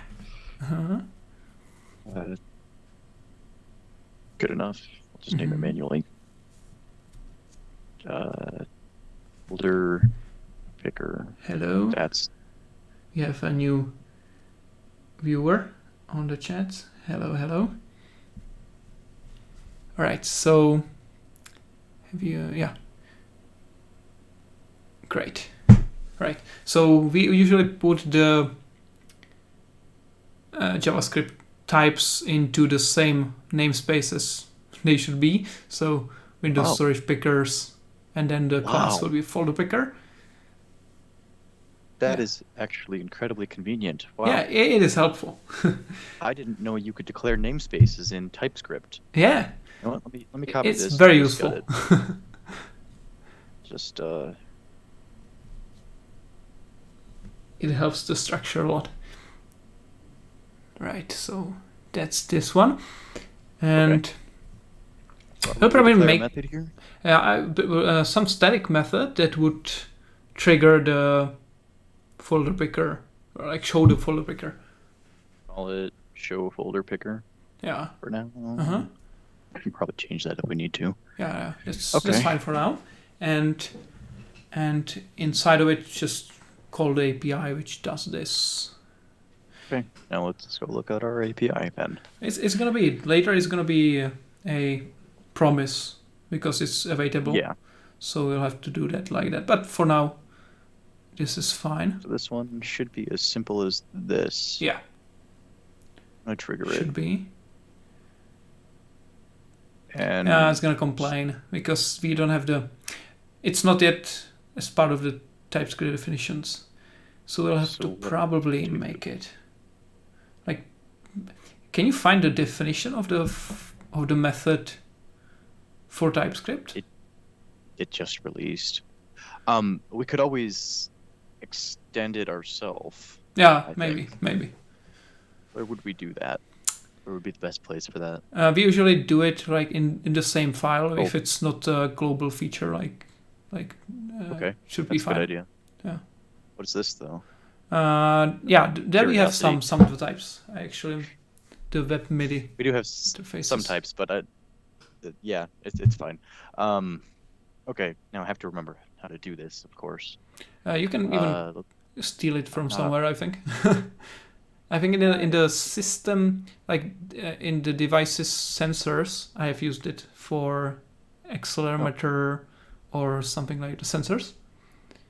And there it should be.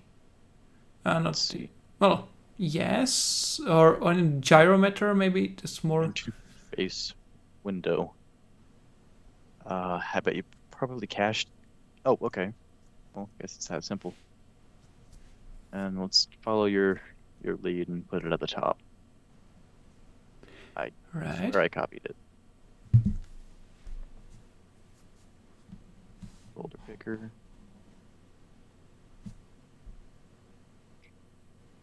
And we'll change this to show open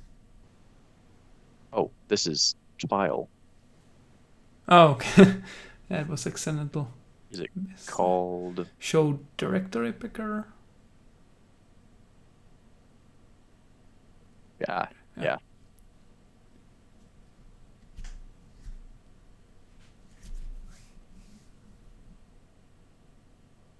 Mm-hmm. There we go. So that should be fine. And now let's call it from the managed code. So for that one, we create a constant field first, like string constant in the class, which is the JS type, and it just is windows.storage.pickers. Just to make it easier to reference. So JS type. Just like this. Just name it JS type. Oh, it's called JS type. Yeah. Like it's a string field. JS type, and now equals, and then just write the namespace at full, like windows.storage.pickers. Yeah, as a string. I mean. Oh. It's just a convenience thing. Just to be enough to dot folder picker as well. Yeah. So now we can use it easily in the code. It can be a constant. Do we want to follow convention here and do? Yeah, make it constant. Make it const. Yeah. And now. Oh, then it wouldn't. Yeah, the JS capital JS. Mm-hmm. No, we don't use capital whole thing. We have usually JS, like camel casing. I think that's the name. No, or Pascal casing. Pascal. Okay. Yeah. This one. Yeah. So now there's a whole bunch of different conventions. It's hard to keep track of them all. Yeah. Each project has different ones. So now you have, if you type in WebAssembly runtime, I think it's just the name, WebAssembly runtime dot invoke JS. So you have invoke async, that's for promise-based methods, which we will use later. But now we use this one. Yes, exactly. So you just put in the string of what method you want to call. And as we have a static method, we just do like JS type plus dot and the name of the method that we used. Just like this? This would be calling the type, but we want to call the method. So it's like this is basically JS evaluation. Oh yeah, okay. It's just calling eval in the runtime. Mm-hmm. That is not how we do strings in C#. So we would have to do like this, yeah. And now no dot and the name of the method still, because this is the type itself. Oh yeah, we didn't actually. Okay.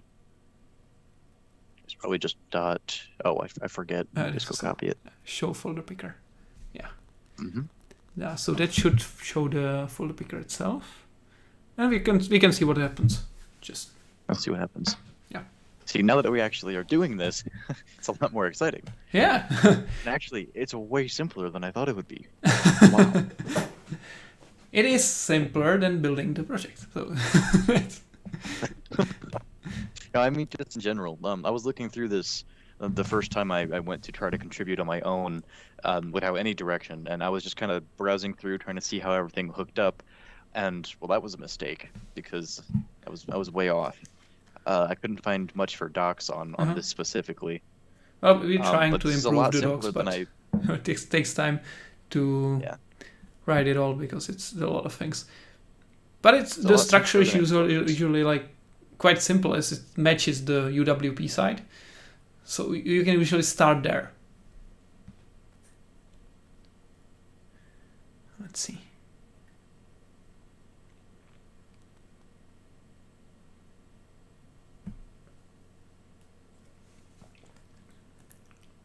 To be honest, usually I do keep ReSharper enabled for larger projects, but I never restart the project. Like I'll keep it open for days because it helps keep Visual Studio from rebuilding things it doesn't have to rebuild. Yes, as long as it doesn't freeze Visual Studio. I It is a mean, little sluggish. Like I'm not discounting that. It's definitely a little slower, but the trade-off is nice. like Rather than spending 3 minutes waiting for a build, I only spend like 40 seconds. I do agree with that, but I usually find that with Uno solution it does freeze Yeah, I'm afraid to try it. because I'm afraid to it's try. really huge, and I'm not sure if they handle the cross targeting that well so far. So it seems like, if at least for me, it froze a We need lot. to have. Yeah, I'm probably not going to try it. The only project I've actually done it in, which is with Uno, is well, Strix, but there's only I think 10 or 12 projects there. Well, that should be fine. Also, I'm sometimes ReSharper has problems with UWP. Of course it does. Because they don't have the support really as good as it should be. Unfortunately. It'll get better as long as we keep screaming, "We are here." Yeah.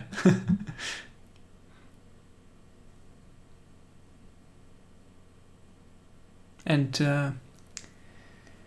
we have to avoid the news which are saying UWP is dead. Where?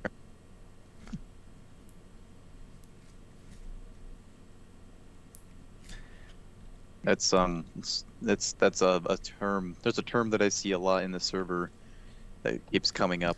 Just FUD. God, it's everywhere. Not actual FUD, but the term is just plastered all over the server sometimes.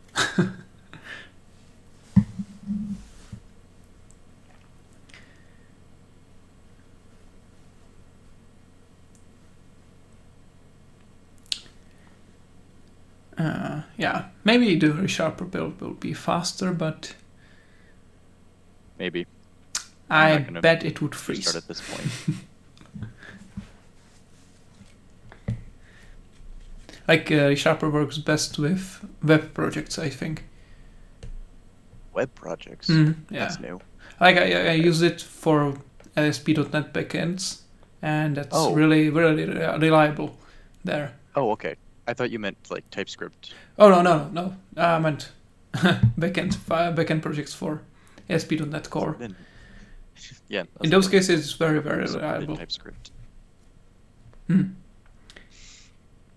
Yep, I've found it pretty much invaluable at this point. Yeah, but I hope that when Visual Studio is 64, it's gonna be even better. 64-bit, out of process. Yeah, One can dream. .NET 5, .NET 6.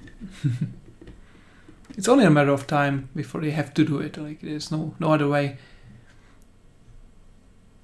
Well, if they don't, then technically you could say it's dead. Yeah. Oh god, no. Okay, No, it's fine. Just loading. just let it do its thing. Yeah. As the debug builds are a little slower than release. So here we go. 8 minutes remaining. But we are going to be able to show the picker at least. Hopefully, just in a moment. Yeah. In the browser. Fingers crossed.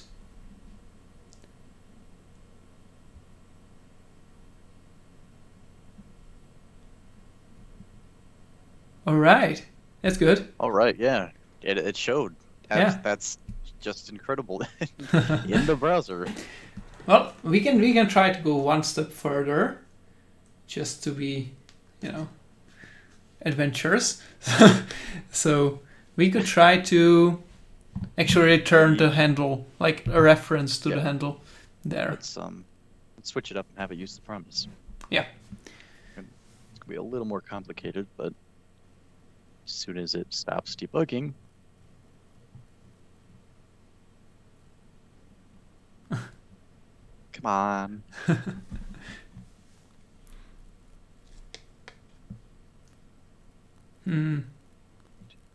Just trying to delay us.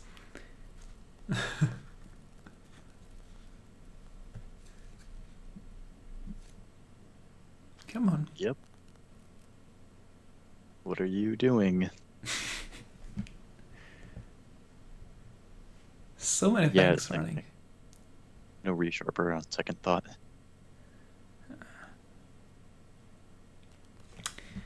Come on. Wonder if there's a way to enable resharper build without the rest of resharper. That would be interesting. And they have some way to toggle features off. So wait maybe. a second. It's not quitting. I can manually quit it though. Ah, right. Okay, so let's do the promise. Yeah. Let's switch this up. Okay, sync, yeah. And this will actually return the return value of the method. So, and I think it actually converts to string. So we'll have to return a string as a serialized version. But does it?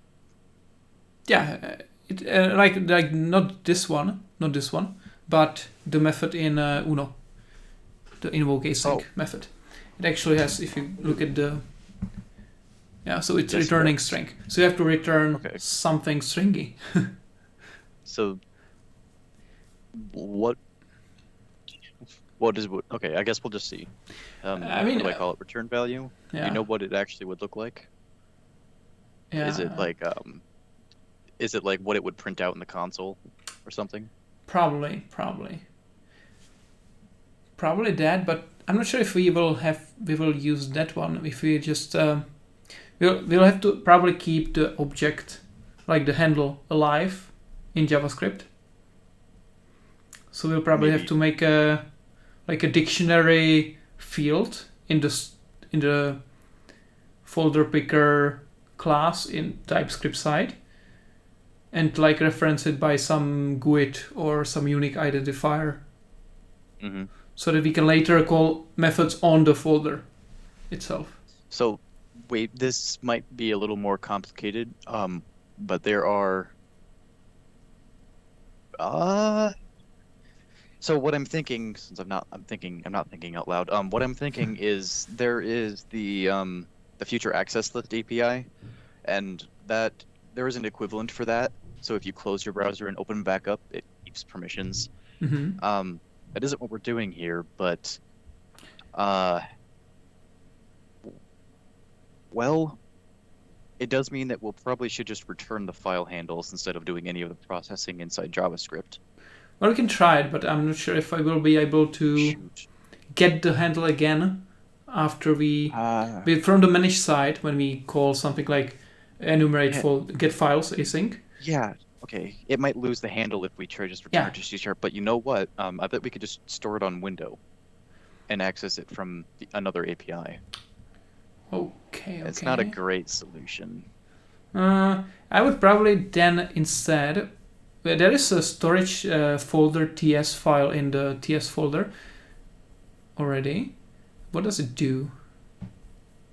It's a good question. It's a very... Oh, yeah, that makes sense. So that's currently doing some mounting of the file system. Is FS. Oh, that's probably for the local folder, application to the local folder and so on. But what we could do is like track the storage folders that are live for us in some dictionary or list, and reference them by. Probably do that for now. Just it could be refactored later on to account for any other APIs that might want to do. So yeah, let's do that for now. Okay, so this is going to be a promise now. Do I need to change? Is there a return type on this? Yeah, you have to add promise something. And what it's gonna be. Yeah, we don't have the type there yet, so we'll have to define it as well. Or we can try to do promise any, and and just see what comes up. Rather not. We can get the type from this. Because I'm pretty sure it shows. It should. Oh wait, hold on. I have a handle already. All I need to do is handle. Wait, it's called folder. Folder, yeah. Okay, file system directory handle. Uh-huh. Don't tell me we're gonna have to define this. I'm afraid so. But isn't it in the file, in the documentation file for the API, like the definitions? I think they usually put them there, like here, here. New thing. Oh. Like it's not There's a whole perfectly the sorts of same new stuff thing. here. This is TypeScript. No. It's is it? something weird. It seems like some pseudocode thing. It's not pure TypeScript. Let's see what happens. Maybe it's something I've never seen before, but it's yeah, that's not TypeScript. That's not TypeScript. I don't know what this is. Well, we will just redefine some simple subset of it. This is an interface though, and we can use this. Right, I mean, just the interface should be enough. Okay. So, what is all this? What is the dictionary supposed to be? Mm-hmm.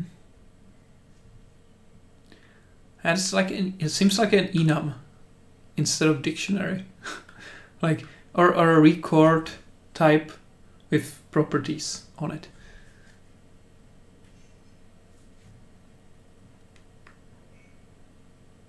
Yeah. Just keep it without the base type for now. Yeah. For now. Yeah. I don't know what an iterable is. Okay. These are, we'll just define methods and stuff. So this is a. How do we do this? It's been so long since I've wrote an interface. Like, I actually don't know. And this returns. There's gonna be another handle. Thing.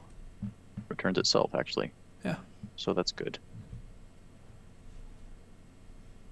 Yeah, that's the way to do it. Okay. Well, just keep it like it is for now. And we'll.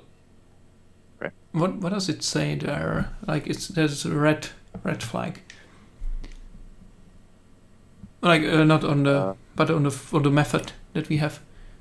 There's a promise. Oh. What does it say? Oh, and not returning anything. Oh, yeah.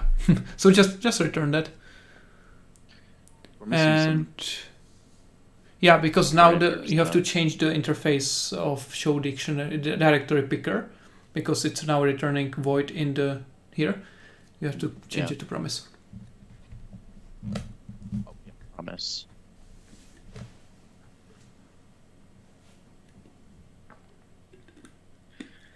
Oh, we're past our time. Well, I suppose we could just now show that we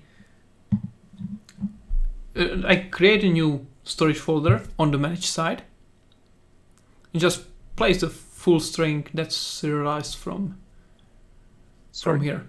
So on the FolderPicker.wasm, if you go there, then just return a new storage folder.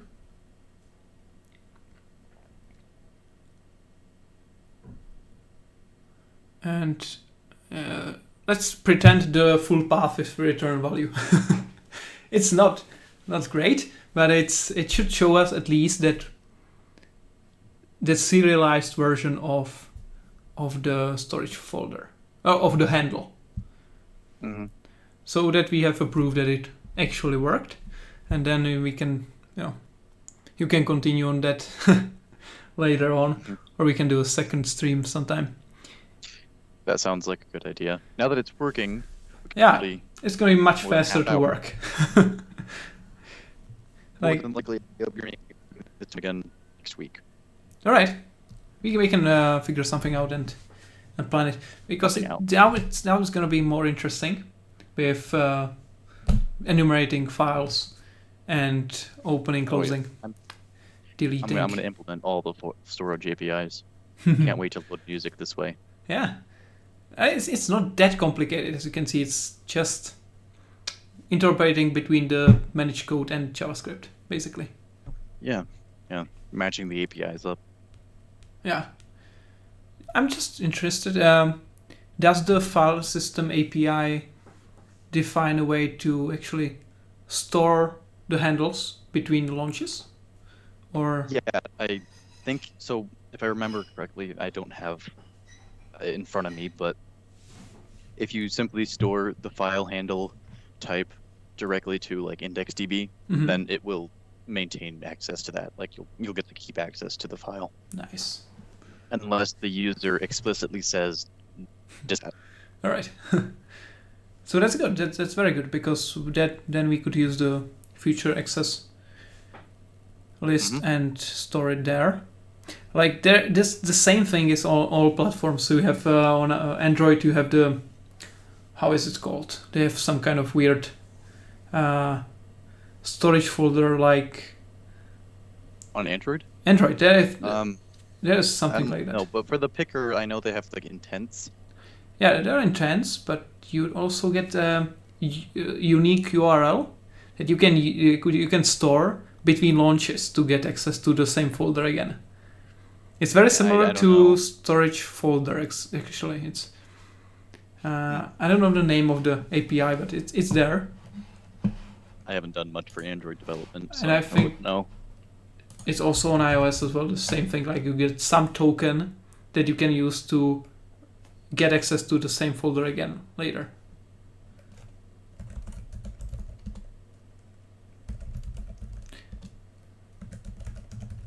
Okay, well, we're building. So, let's see. Android. What was the name of it?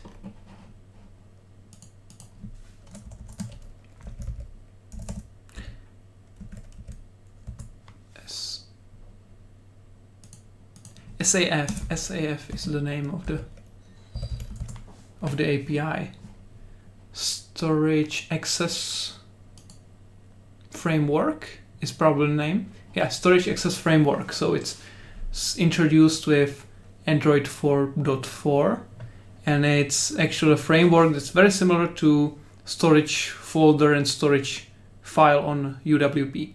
So you get a picker, open a document, and then you have basically an instance that has a special token that you can store to get access to it later. Okay. So basically that's the same thing we can do with the future access list on UWP. All right. Awesome. It's nice that these APIs have so much overlap with each other. Right. It's kind of impressive that some of them have so much overlap with each other, especially in WebAssembly. Mm-hmm. Yeah, it's getting better coverage now.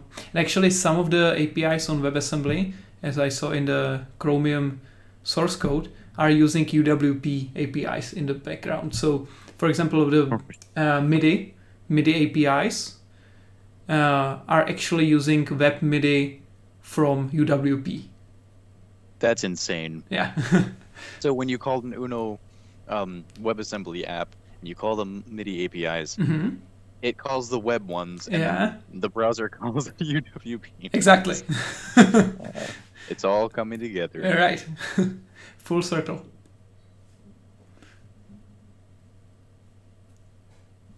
Because it's convenient, if they implement Chromium based on UWP APIs, they don't have to care about, the specifics. So I'm not surprised they use it. It just shows how good UWP is. Exactly. Well, WinRT. Whatever. Some people just then say UWP doesn't exist, so we have to use it. Yeah, there's a lot of people that are questioning what UWP is now that the APIs are available elsewhere. Right. That doesn't matter, It's the APIs are there. Why do you care about the name so much? Yeah, it also hasn't changed at all. Right. The fact having the APIs elsewhere, like a universal app is still universal as long as you don't use any external APIs that Exactly. aren't universal. Yeah. Yeah. All right, here we go. Let's see what it returns. I've set up breakpoint. So it should wait for us to pick something. Okay. All right. Cool. And now. All right. And do we get something or not? Can you check the console maybe? I think it's frozen. Check the console here. What does it say? Why is it frozen? That's a weird one. Wait, pause and debugger. Oh, okay. Okay. So, That's awesome. It pauses in the debugger. So what is the return value? Doesn't tell us. I'll tell you when I find out. I want locals. Maybe just continue and we'll see what happens. In a minute. Sorry. Sorry. It's loading is what's happening. Yeah. Little square there. I should have just printed it. It's text. I really should have just printed it. What if I do this? Just push continue and we'll see. Actually, yeah, it won't crash if I hit continue. I got a bad habit of doing that. Now, if I pause it and I insert... But we should have the answer already in the browser probably. Right now, because we continued. Log that stuff? Or not? It's still frozen here, or? No, it's unpaused. Okay. Let's see what happens. What's the issue? It's not... We don't have... Do I have to use console.writeline? I have to probably use... Well, you can use that or a global prefix. Okay. Only if it works. That's all I really care about. Sure, we're inside this folder now. View files. Okay. Doing something. It's the interop between browser and Visual Studio. Well, it's taking a long time to complete, yes.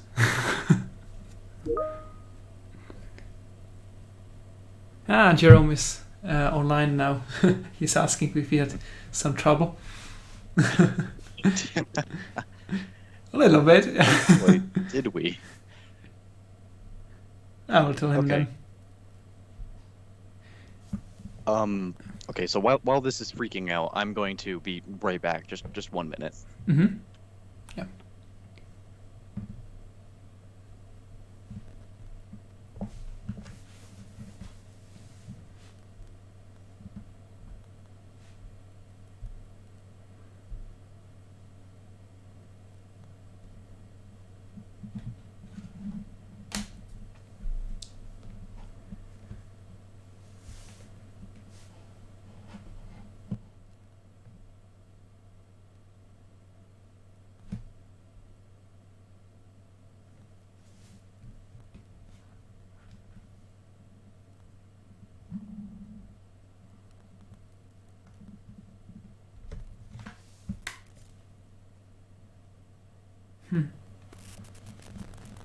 Still frozen.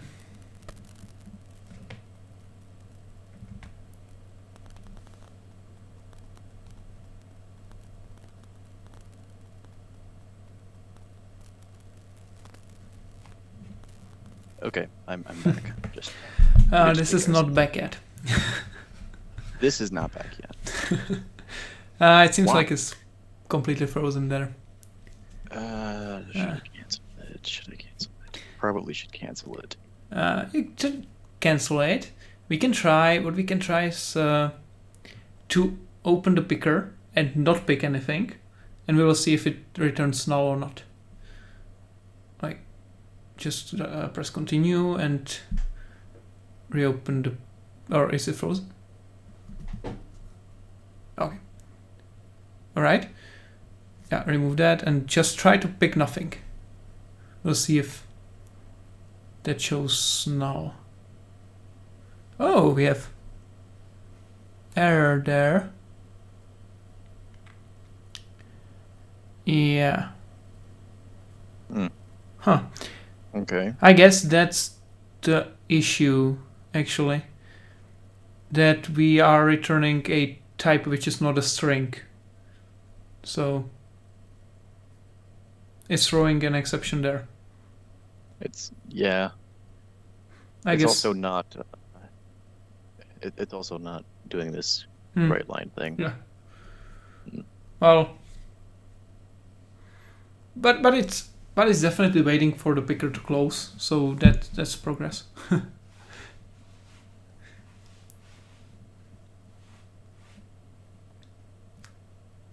Well, anyway, so this is at least start of something.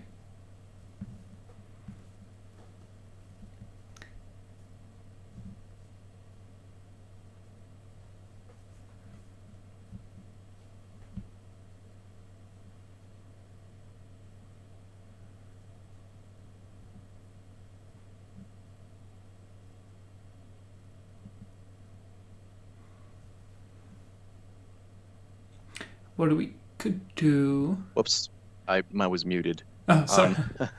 Whoops. We had the breakpoint down here, and we meant to have it right here. What you can try, just temporarily, it's not a not a solution there, but in the TypeScript file, you could serialize the handle to a string, just to make sure we are actually returning a string. Oh, I see what you mean. There's some kind of way to do the I thought it was serialization. just handling that internally. Well, just to make sure. Yeah, we're returning a promise here. So it should be returning promise of string. Let's go look at some other ones. Maybe we can find an example. See if they're all returning a promise Like, string. I think so. This is a kind of a new API, the Async Invoke. So I'm not sure if you're gonna find many examples of Really? that. Oh, you did this one. Yes. You would know. Yes. Like not the invoke async, but I've used it before, and it really. I reused the string return. So. Maybe in the MIDI input, if you go to Windows devices MIDI, there is MIDI import or output, one of those two. Yeah, so there you have. No, so input. It's definitely the input one. There you have. Not here. It actually is Strange. not doing that. Geolocator. Let's do this. Windows geolocation. Let's do this. Or yeah.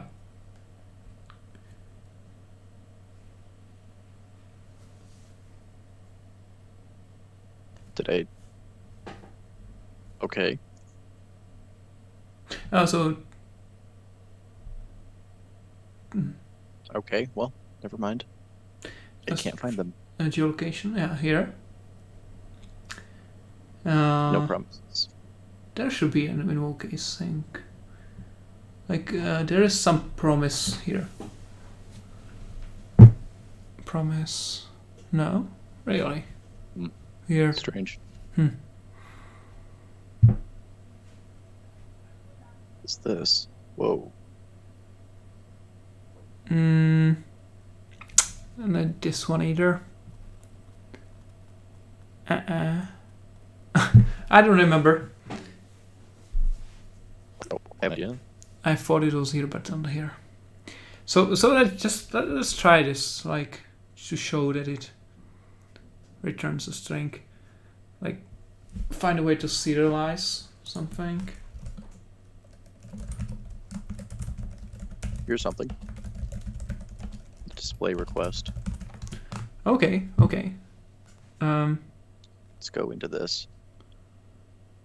So this was in System, Windows, System, Display, Request.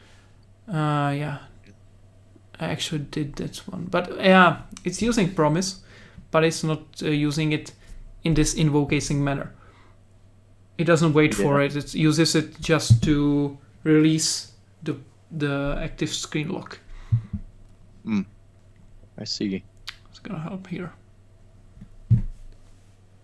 Okay, let's see if there's another one. Not helpful. Clipboard. Yeah. Here, there's a get text that's using Of course, async. a string. That would make sense. Yeah, this one. Yeah. That's not helpful.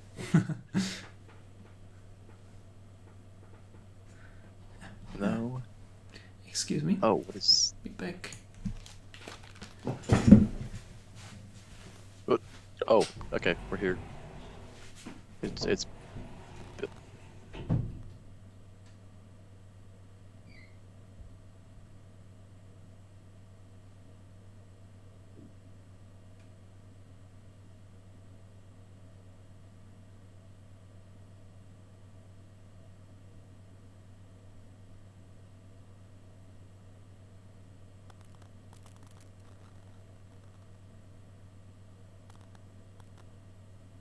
So how's the weather?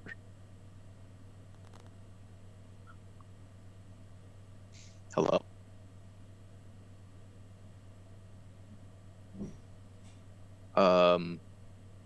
Okay. We'd have a couch.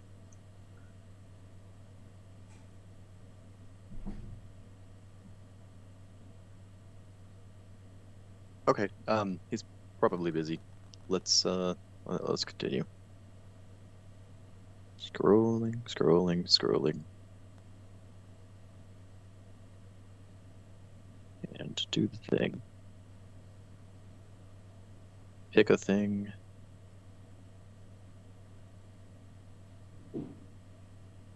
Break the thing. Maybe. There we go. Pause in debugger.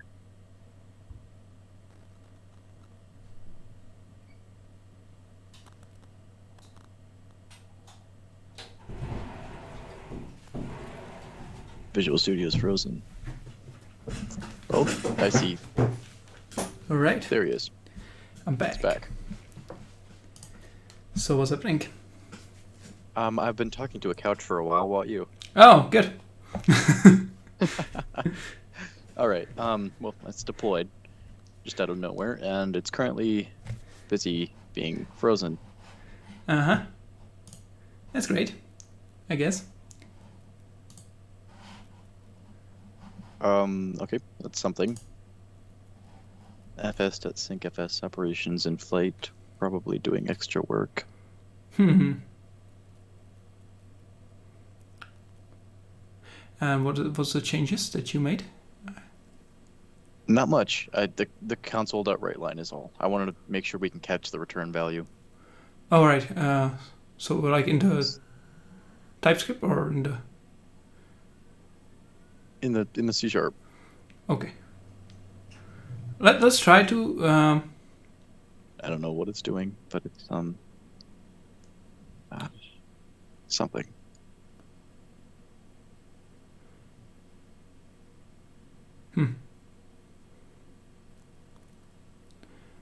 Let's try.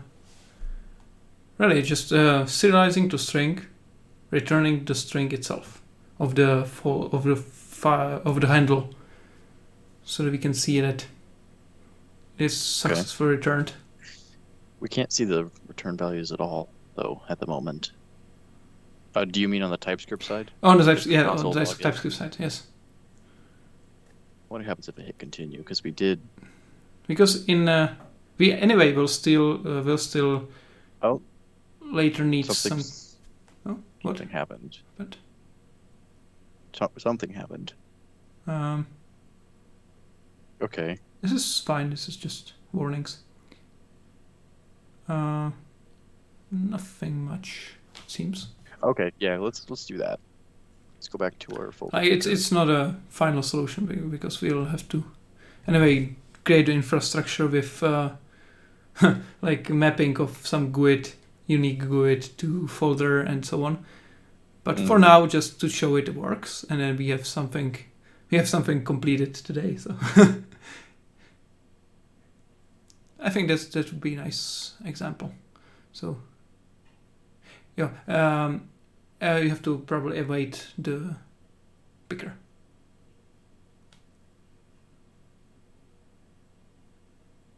Doesn't this need to be async? Oh, we were returning this promise directly.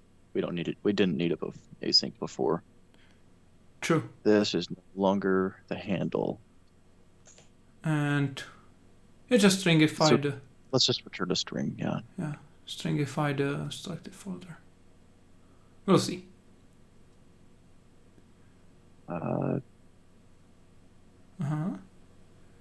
Yeah. And now we should either see null or the folder object serialized. Well, yeah. In theory, it is doing this properly. What I've been really wondering is, do we have to return a string here? I'm afraid so. I'm not sure entirely, but I'm afraid so. That's what I've been trying to nail down. It'd be neat if we didn't have to. If we could just return the type. Although there is no equivalent in C#. Exactly. So. That's probably it. That is to know what to deserialize into or what to project it into. Oh. What happened? Oh, nothing. It just freezed up. Did it start? I think you will have to rebuild the thing because the TypeScript file is not compiled. Yeah. I hit stop and then what? Yeah, you have to force build on the Uno UI WebAssembly because it sometimes doesn't recognize the changes in the TypeScript files. So you have to force it to build and then run it again. Okay. Yeah. All this time and the dependency error still hasn't gone away. That's just warning, probably. Okay. So, did it do anything? This is 8 up to date. Okay. Do I need to clean it first? Rebuild. Oh, rebuild. Sometimes it's needed to reinforce it, which takes more time, but oh well.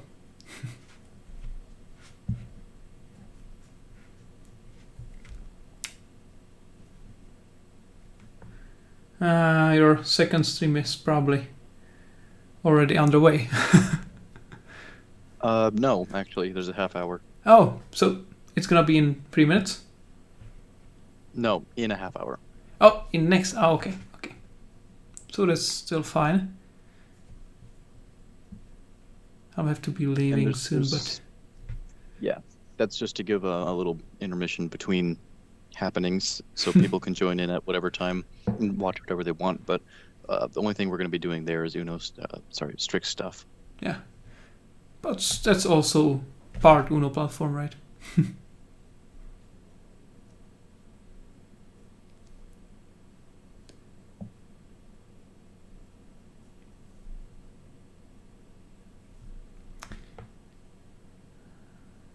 Almost done. Oh. There we go. All right. Okay. Let's see.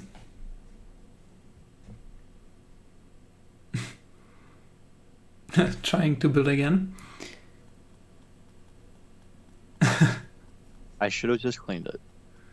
Not sure if it would cooperate.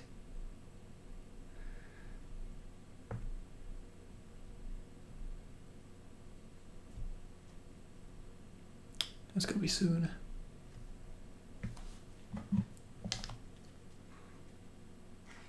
But I think the foundation we have is now is good. Like we have working. Yeah. The build is working, and we have now. I think we have here. We could probably show somebody how they can pick it up and just keep running with it. Yeah, like the folder picker is basically working. Just requires the infrastructure for folder tracking and so on, but it's pretty good. A file. Yeah. Like, if we didn't have the build issues, we could make more, but it's better than nothing. We might have to go in there and take a look at what they're returning on some of the other APIs when they create a storage file, just so I know what to give the storage file builder and the constructor for the path. Mm-hmm. I mean, it's probably going to be we'll have to create some kind of second way to create like maybe factory method, like create from WebAssembly or something like that. As we will give there was something there. I think it was in the whatever we have. Like it's currently expecting the path, but we will need something else. It would be this folder.wasm. So however they're doing this. Oh, make persistent. Oh no. Are we going to have to update that? I don't think so. I don't think so. What do you mean? I don't actually know what this part is doing.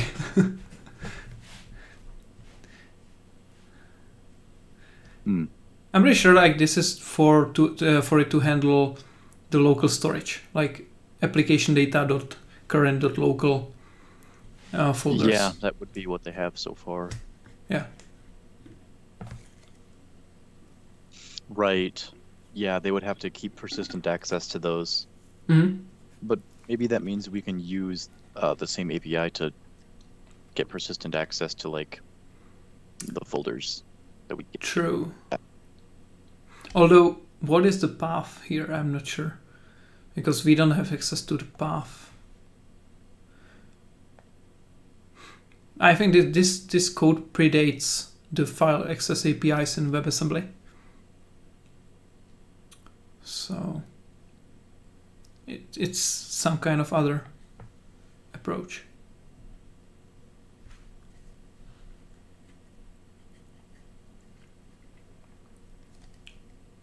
I'm muted again. Where are you? I gotta stop doing that.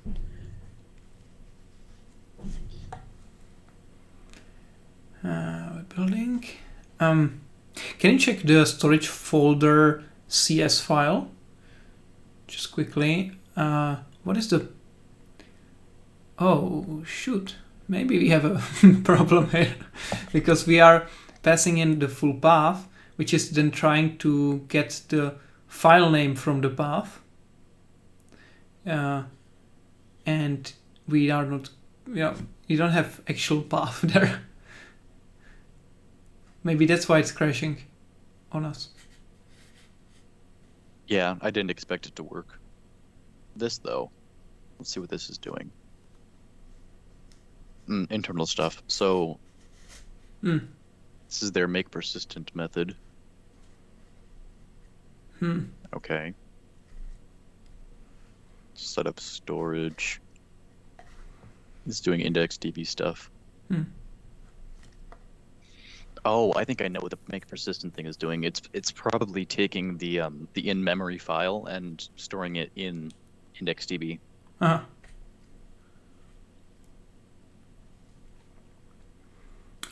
Well, yeah, that looks like what it's doing. That's not going to be used by us in this case, I think. No. Nope.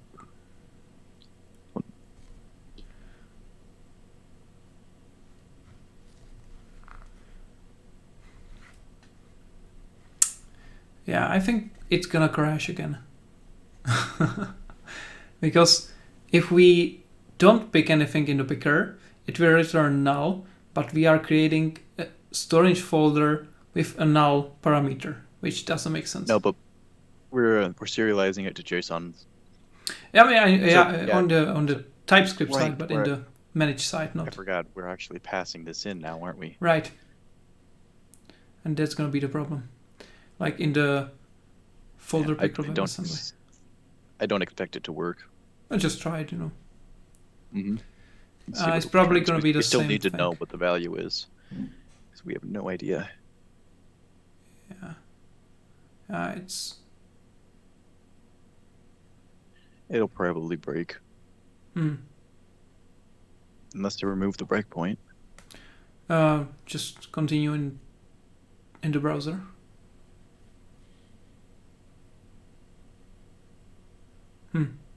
Oh. Oh. What is this? That's something. Did it return an empty object? It is weird. It should contain at least the name and stuff. Yeah, I don't... Maybe it's non-serializable. Do we have a breakpoint? Did it log the output? I don't think console writeline is working here. Okay, let's try then debug writeline. And you will have to use the global prefix. What do you mean the global prefix? When it stops. When it stops, then... Yeah, okay, so instead of do global, or this is lowercase global, and 2 colons. Oh. And now the system.diagnostics.debug. Oh, I didn't know you could do this. This gives you access to the root namespace. Because sometimes you have namespace clashes that some other system namespace exists in there, so okay, this helps.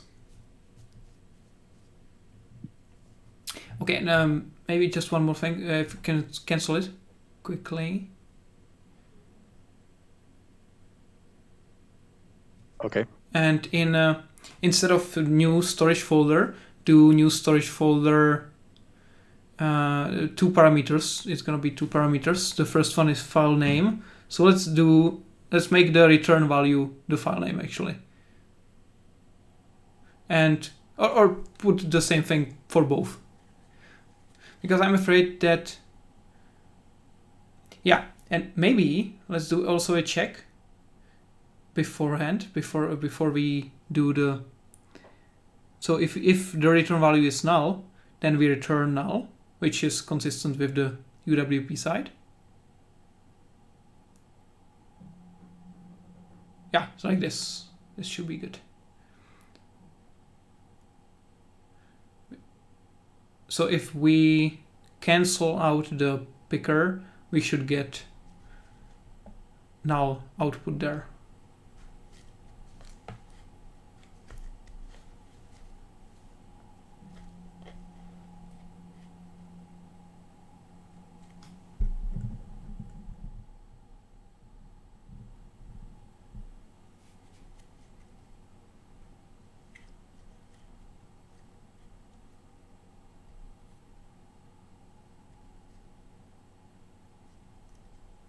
Or we'll end up with a string that just has the word null.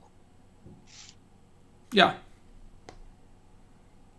I'm not sure actually what the sample page is doing when you don't select anything. You can go to the FolderPicker tests class. There should be FolderPicker tests class in the samples app. It should be on the top.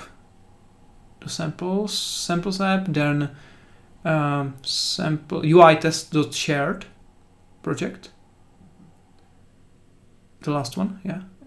Not this one, but the last one. UI test.shared. And there is Windows storage file FolderPicker tests. Yeah, this one. So you can check the code behind what it's doing.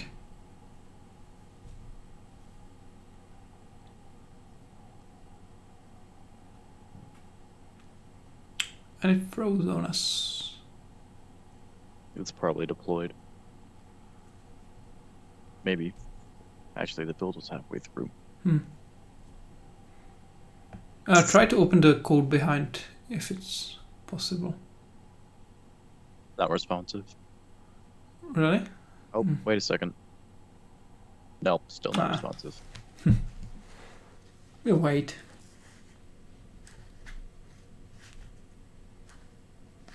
Alright, there's a bug in the Visual Studio. So open the code behind, it's fine. And we can see. Yeah, so if the result is null, it should show no file or no folder was picked. Okay. So at least that, if works, then. Yeah, and if it's picked, it should show the path, which is in our case the serialized handle.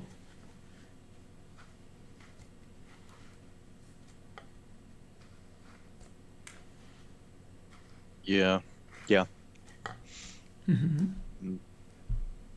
Just gotta wait again. The builds I are struggled.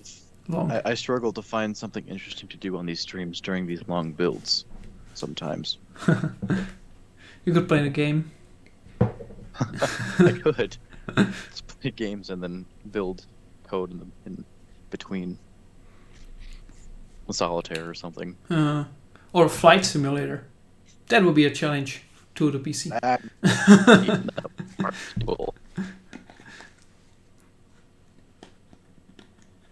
You could get the old Space Cadet pinball.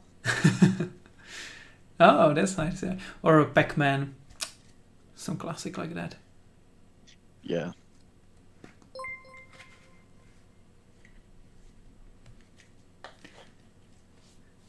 Hello, hello. We have newcomer in the stream.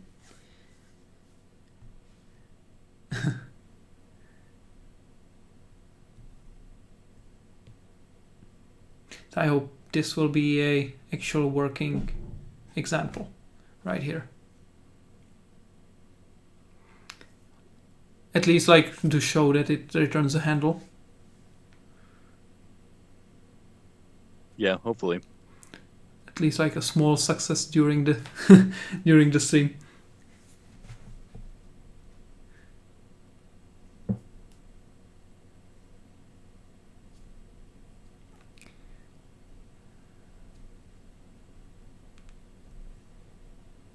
This is something that I might continue next week, either way, on stream. Yeah. Well, if you want help or assistance, then I can be there too. Awesome. Appreciate it. All right. Plus, it's nice to have something to speak about or someone to talk to while we're waiting for the builds. That's true. Can trade horror coding stories or something. Well, we can trade horror stories about today's building of the solution.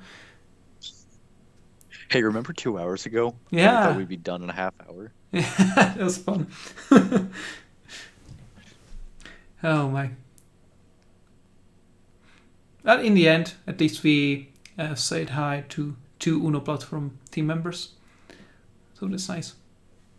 Yeah, that's nice. That's unexpected.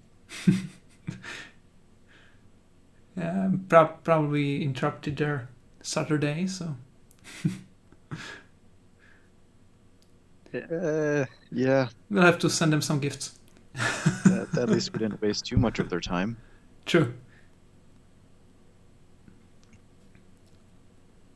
Have to resolve some PRs to make up for it. Yeah. So, let's see. Fingers crossed. Fingers crossed. Right. I'm not sure why it's breaking there, but okay, Oh. Still empty. But Okay. what if you cancel out of the picker? What happens?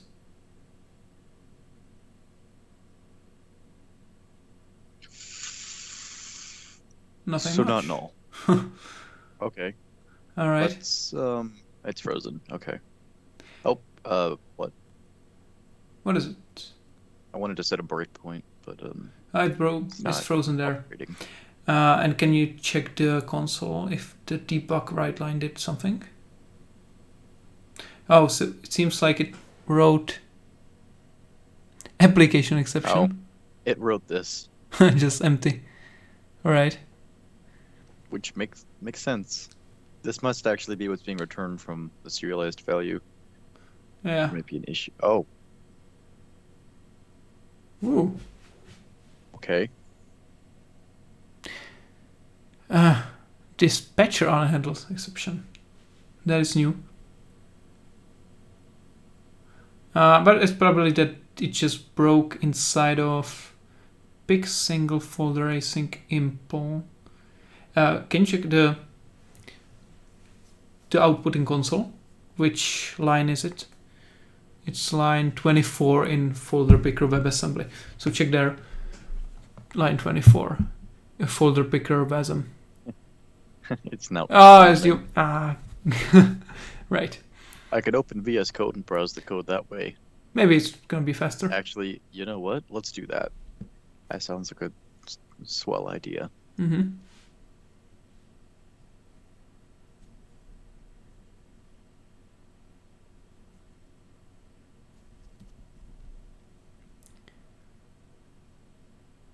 Okay, so So doing Uno.ui. No, wait. it's yeah. no. It's in the Uno.uwp. This one. Okay. And there's storage and Picker's WebAssembly. So line 24, then there it breaks. Yeah. Oh, what? So it seems like when we return null, it breaks. Okay, well it's back. We can do stuff now. I think it took forever. I think what might have been happening was it was just taking forever to actually hit the breakpoint. Which means yes, it was returning just 2 brackets and then it went down here. Yeah. Huh. So it seems like the serialization of the handle is not doing anything. It's just doing the empty object there. I have an idea. Let's do pull up this API again. Not this. Not this. Also not this or this. This is fine. So this right here should. Oh, that's why. Because you have to await the values. No, but we are not enumerating the values. Well, yeah, we're just converting it to JSON.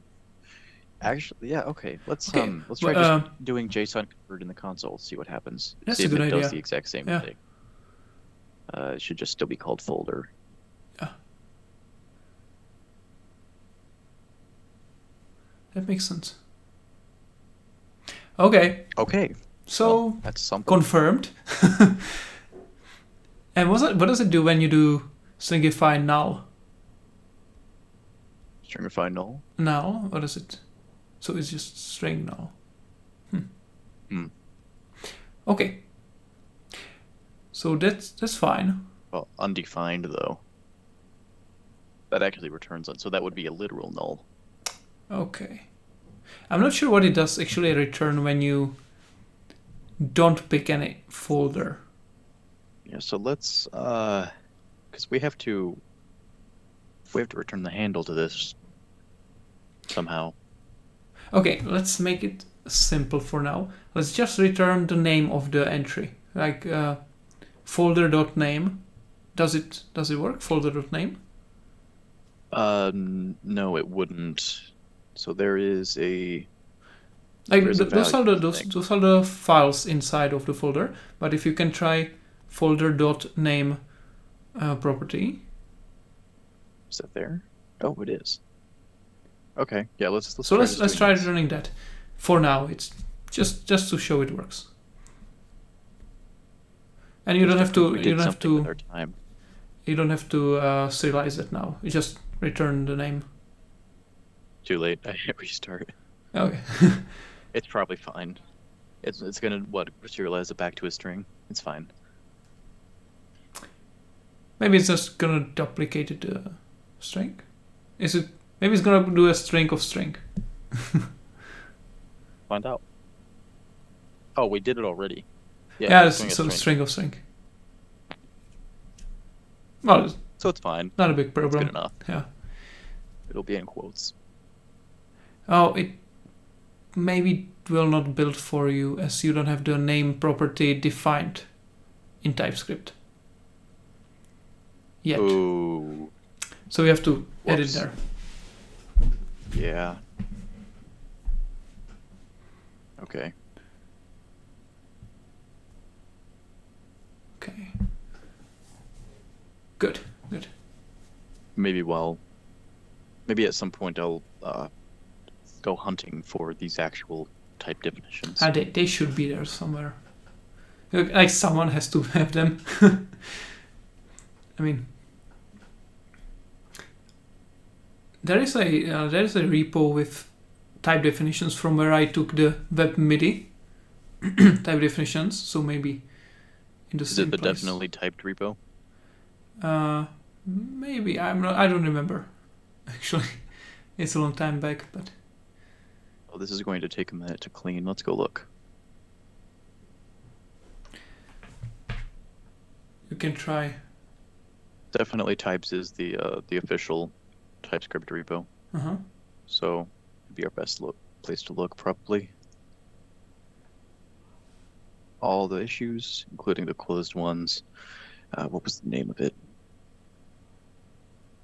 Is this cleaned? Still cleaning. Try to search the code base. Ah, yeah. Oh, is there? Look at that. It's all of them. That's good.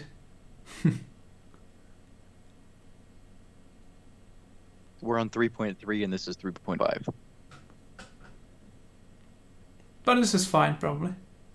We can steal these. Yeah, I'd rather just use them, to be honest. definitely. Makes things easier. Yeah, Absolutely. it can be used.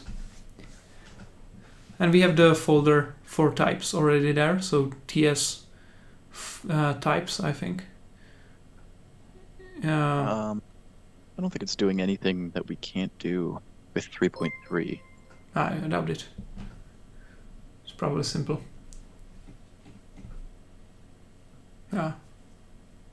That's gonna be much easier than writing it. Yeah, let's see if this is... Yep, done cleaning. And We'll just- let's build it.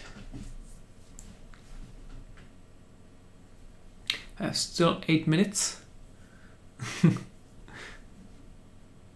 You will not get much of a break between those streams, but In there. I didn't hear you actually. Hmm? You are building, you know. Oh, that. Yeah. You know. That's not better. That's not a lot better, but it's something. So do I want to just keep these changes locally, or should I should probably push them to my own local, like my fork, but Yeah, you can push them in the branch, like to origin. right, but until they're ready, probably stay away from PRs.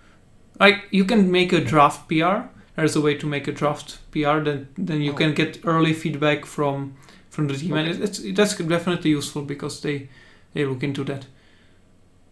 That sounds like something that would be useful Yeah. to go over. Yeah, you can get even tips before you do the actual PR. Then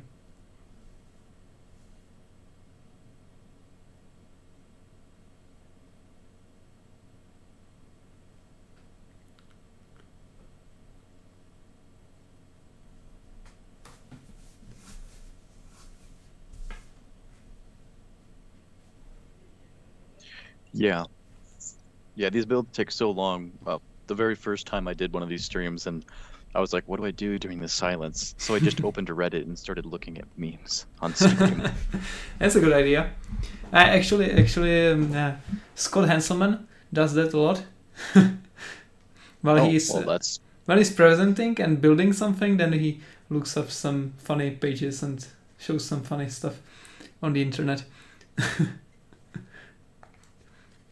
And when I was on Build, I think 3 years ago it was, that he had his session, and he started like half an hour before, and he was just showing a ton of fun pages on the web. So it was great. His sessions are filled even an hour before they start, just because he is there. Wow, yeah. He's something of an icon at this point. Definitely.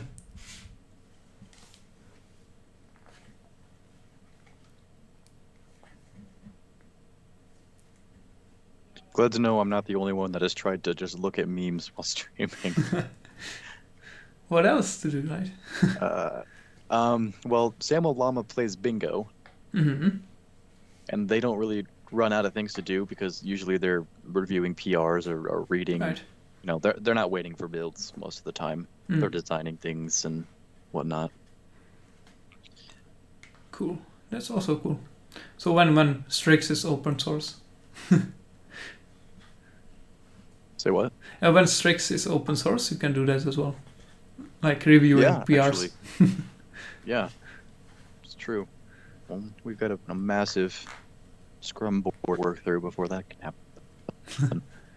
Yeah, so tracking on Azure DevOps. I used Azure DevOps at work, and it's invaluable. It's very, very useful. Yeah, it's very good. Although there are some things that should be ironed out. Like one weird thing that I noticed, that when you have a lot of items and they just load first 50 items, then the filtering and searching and these things still work only on those 50 items, not the other ones. Yeah, that is their fake virtualization. Mm-hmm. Yeah, that's pretty annoying. Pretty annoying. Yeah. Like that's probably the biggest complaint I have about Azure DevOps. I've kind of learned to work with it because I have to. You know, I haven't actually watched any of Scott Hanselman's presentations or streams. I've seen him at Build, but that's about the extent of it. We should give it a watch. Yeah. Maybe. He has some of his best sessions on YouTube. So you just search best of Scott Hanselman. Really, he has best of compilations made of him. Imagine being that famous. Yeah. No thanks. Yeah, I remember at Build, there was one specific thing he did where it was like the end of a presentation, or he was taking like a break or something, so he hit a button and his team's background changed to what was in the frame, and then he backed away out of the frame, and then just left with yeah. I remember that. I thought that was really clever. And also there was a moment there when his son went into the room and got something from the closet and then left. It was funny as well. It's one of those. It's like that one British thing. They were airing some government stuff, and did I just close the tab? Oh no. Oh, what? Okay. Okay. Kill it. Am I? Oh, come on. Nah. What is that? I didn't even do anything. I think that's just some kind of weird issue, but it should launch quickly. Yeah, good. Okay. Ignore that. Nothing happened. Okay, here we go. Yeah. Nothing inconspicuous happening here. I think this is caused by IIS. IIS. So some kind of International synchronization Space issue. Station. Yeah, something like that. Okay, so let's fingers crossed and hope it will work this time.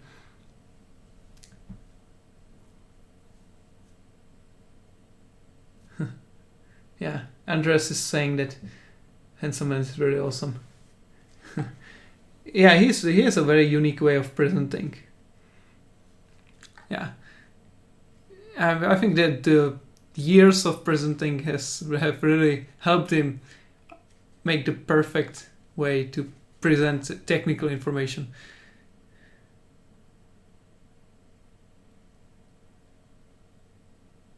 Right. Moment of truth. Probably. Yes. Probably. Let's Let's pick one of our launch participants. Let's do files UWP. Everyone loves files UWP. Oh, Hey! Here we go. Heyo. We did it. We That's did something, a yeah. big success, I think. Oh no, it's already on the clock. Okay, All right. no break. Oh, Well, we did the thing. right. It took us so long. All right, next week then I'm gonna All right. do some more of this, and I'll ping you if there's anything. Actually, no, I'll let you know. All right. Well, then enjoy the rest of your stream, and I thank you for being here and doing this because it was exploratory as well. So, all right. Yeah, no, this was fun. Thank you. Thank you. Enjoy your weekend. Bye. You too. Bye bye.